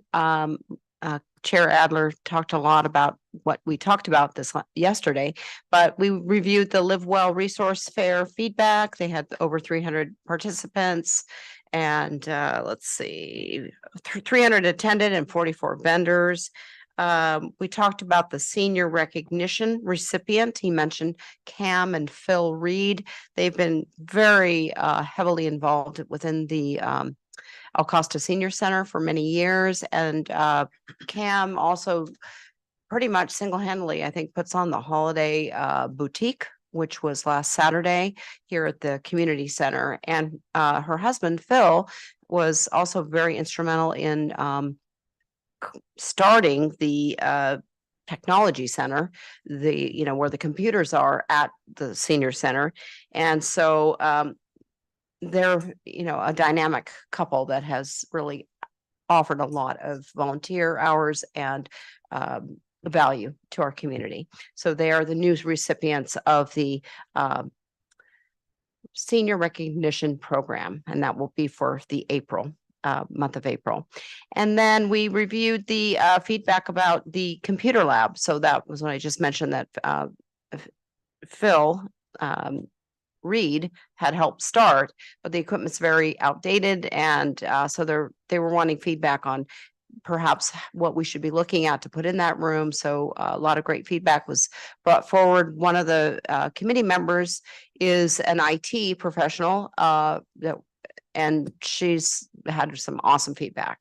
So basically, a lot of things are coming up. They've got the holiday variety show on December 13th. There's lots of stuff in this encore. And if you guys have not seen this, you should grab a copy from the senior center. I mean, it's all the programs that are offered. And as I mentioned in my feedback to the Senior Advisory Committee report, that, I mean, there's TED Talks now. There's just all sorts of really, there's a book group. There's lots and lots of things going on at the senior center. So that's my report for the Senior Advisory Committee. I do want to add one thing. Kathy, thank you so much for sending the email about these the new pickleball courts. It was really great to get that from you, and it'd be really nice. I'm just thinking perhaps in the future, because we hear about these things and then all of a sudden it's happening, and it'd be lovely to kind of like, I know it's maybe another added thing to add to the list of things to do, but it would be nice to just maybe be in front of it to hear when things are happening. And before it happens. Yeah. Absolutely. We'll do our best to keep that up. Thank you. Commissioner Reach. Thank you, Chair Dorlich. So I attended the Planning Commission meeting. That was my first Planning Commission meeting. And I should say that was a very interesting one. I really liked it. It was a 4-hour long, not a 45 minutes, but 4-hour long. But that meeting got keep me engaged. So I really like that. So I'll probably take few minutes. So there are 4 items on the agenda. Number 1 was Kidplex in the city center suite. So there are 3 city center suites, 2404, 2605, 2606. They're combining 3 suites on the first floor and ask for a permission to open a Kidplex, and it's an exempt pursuant for the section 15301 for the California Environment and Quality Act 1970. And they're saying that since they are not making any changes on the exterior and it is within the building, so they don't need anything special permission on that. So they wanted to open a Kidplex. It is from between 1 to 8 years old. It's a premium kid playing area. And this is parental supervised. Admission fees are from $14 to $34. It depends on how many hours they wanted to keep it.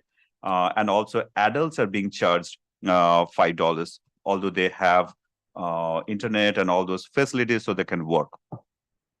It was approved. There are a lot of questions on especially on the why are you charging adults and stuff like that. But I think overall it was approved by the Planning Commission. So that was the first one.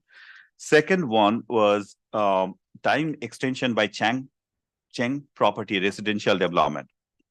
So I didn't know about this property. So I came to know on that. And this is in history. There's a good, interesting history behind it. The project site is 196 acres of land located between the northwest corner of the Bollinger Canyon and the Crow Canyon intersection. 60-acre residential development and a 2-acre neighborhood park. So probably that will come to us at some point, located within the city's urban growth boundary. Project was originally approved by Planning Commission in November 7, 2017 for 43 single-family dwelling and 18 accessory dwelling, approved for 36 months. That was the initial. Now they asked for, after that, they asked for 3 more extensions.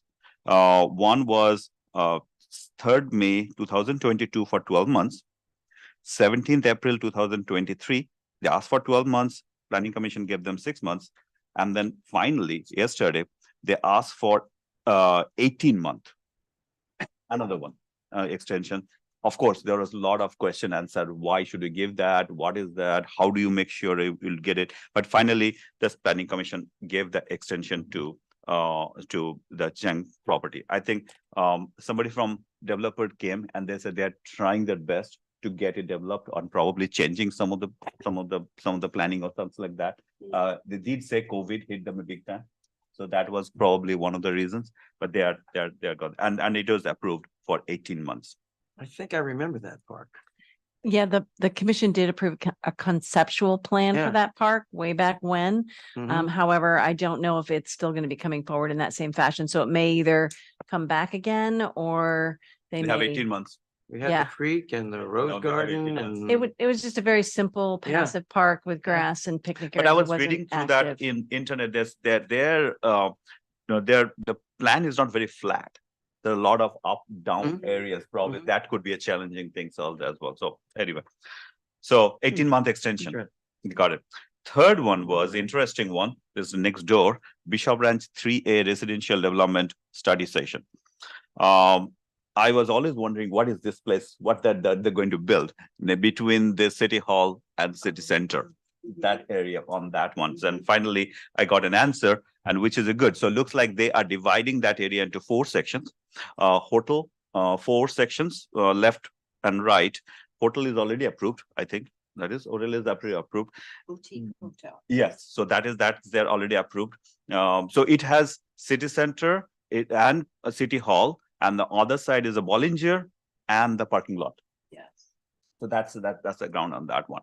So they have the left side. They have the hotel is already approved. They wanted to keep the other part open, the next to that towards the Bollinger.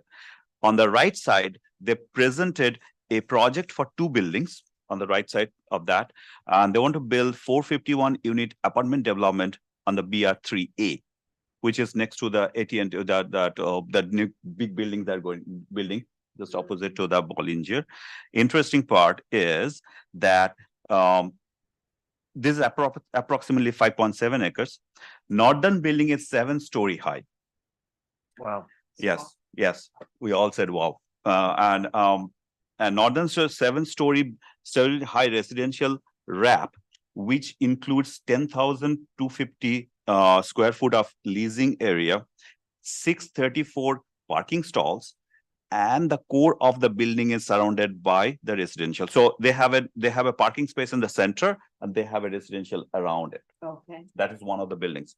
And the southern building is 5-story. So that is towards the Bollinger. They have a 5-story high building with a courtyard and the swimming pool. So when you drive through the Bollinger in next few years, on the right side, you have a 5-6-story building that's coming up right now being built. On the left side, you will see 5-story and 7-story buildings. Wow. Yeah. That is the skyline. You got to go up. That is the skyline.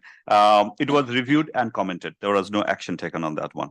Last one was a quick one, which is a continued item, open public hearing, recommended adoption of the final environmental impact report of the San Ramon General Plan 2041. So it was discussed and it was finally adopted. That's it. Wow. Great. Thank you. Thank you. Commissioner Owens.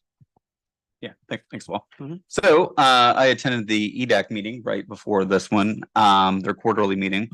They got a presentation on the economics of sales tax and other things, but the big takeaway is they're probably going to do a special meeting in December about what is the purpose of the committee.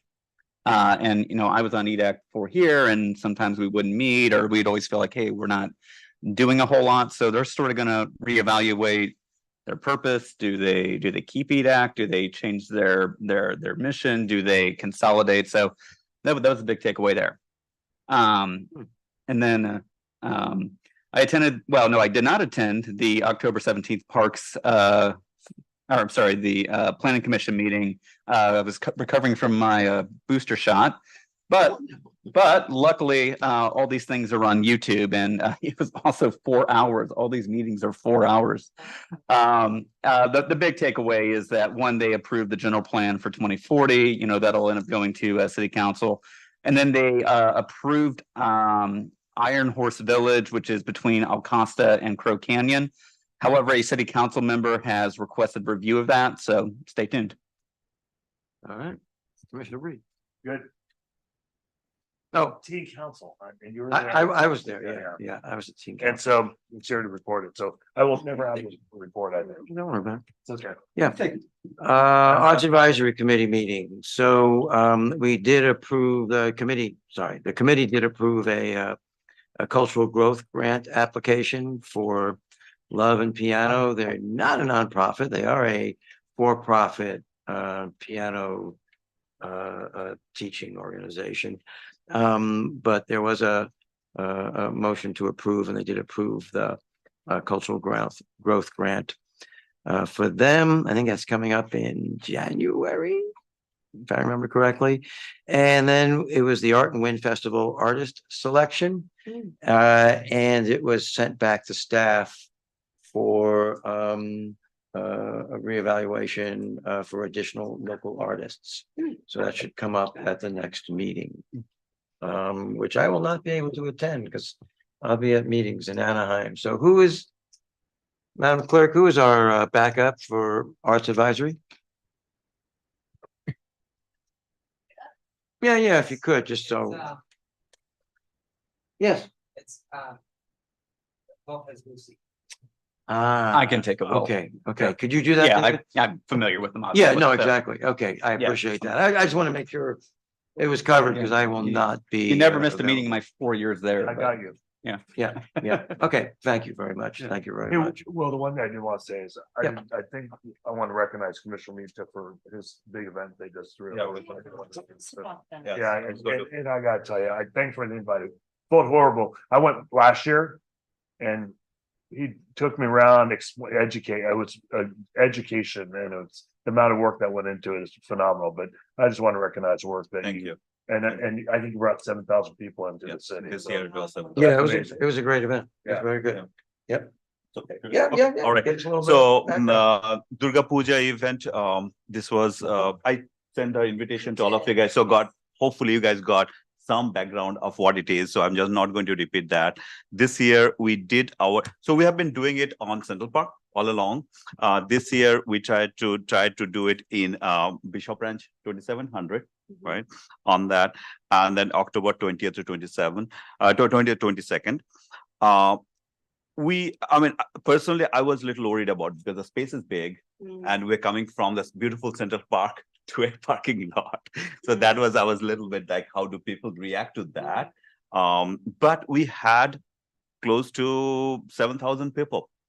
Yeah, 7,000. I need to understand, how do you count that people? So probably I'll go and ask you that because I do very rough kind of car counting, things like that. But if there is a better way to do that. So It's tough when it's fluid. Right. It is very fluid. Yeah, It is yeah. very fluid. Yeah. It it's is not a very crowd count. It's a, right. yeah. So it was, I think on Saturday evening was the biggest one. I would say 4,500 around that people. I mean, you there. It was, some of you were there. Thank you for dropping by. And it is a yearly event. It is a socio-cultural event. It's an open to all. Everybody is welcome. And it is becoming, this is our 7th year. And I'm happy to say this is becoming one of the biggest events. Don't you say it is one of the biggest private events in the whole Tri-Valley. And we get people from all the way to Sacramento to South San Jose. Wow. People just come. Will just come spend it because this could be a meeting point for their friends, right? They come here, meet there, and we kind of make it a very carnival style. So come, enjoy, have food. There are stalls, come there, all those things. So people love it. So it was great. And thank you, Kathy and the city staff for all the helps. Really appreciate that. Congratulations. I would comment that I thought the venue and the location was better than Central Park. It actually worked out really good. For a couple of reasons. Number one, primarily because of the setup. It's much easier setting up the booths and the stage, et cetera. And for all the vendors in that area, because it's a solid ground to go on rather than, on the grass and everything.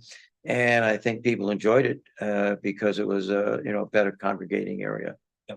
And one of the biggest feedback, positive feedback was the parking. Because the parking is just next to our event. Like people had to hardly walk. There was no walk. So that was one of the things, and it is close to freeway and stuff like that. So people really open, and openness, because we wanted a big events. We did a lot of decorations. And so it really came out well. Thank you. Yep. Congratulations. Yeah, thank you. Any other comments, feedback? Random thoughts for the commission and the YouTube? I think we're good. 45 minutes commission meeting next. Hey. I'm okay with that.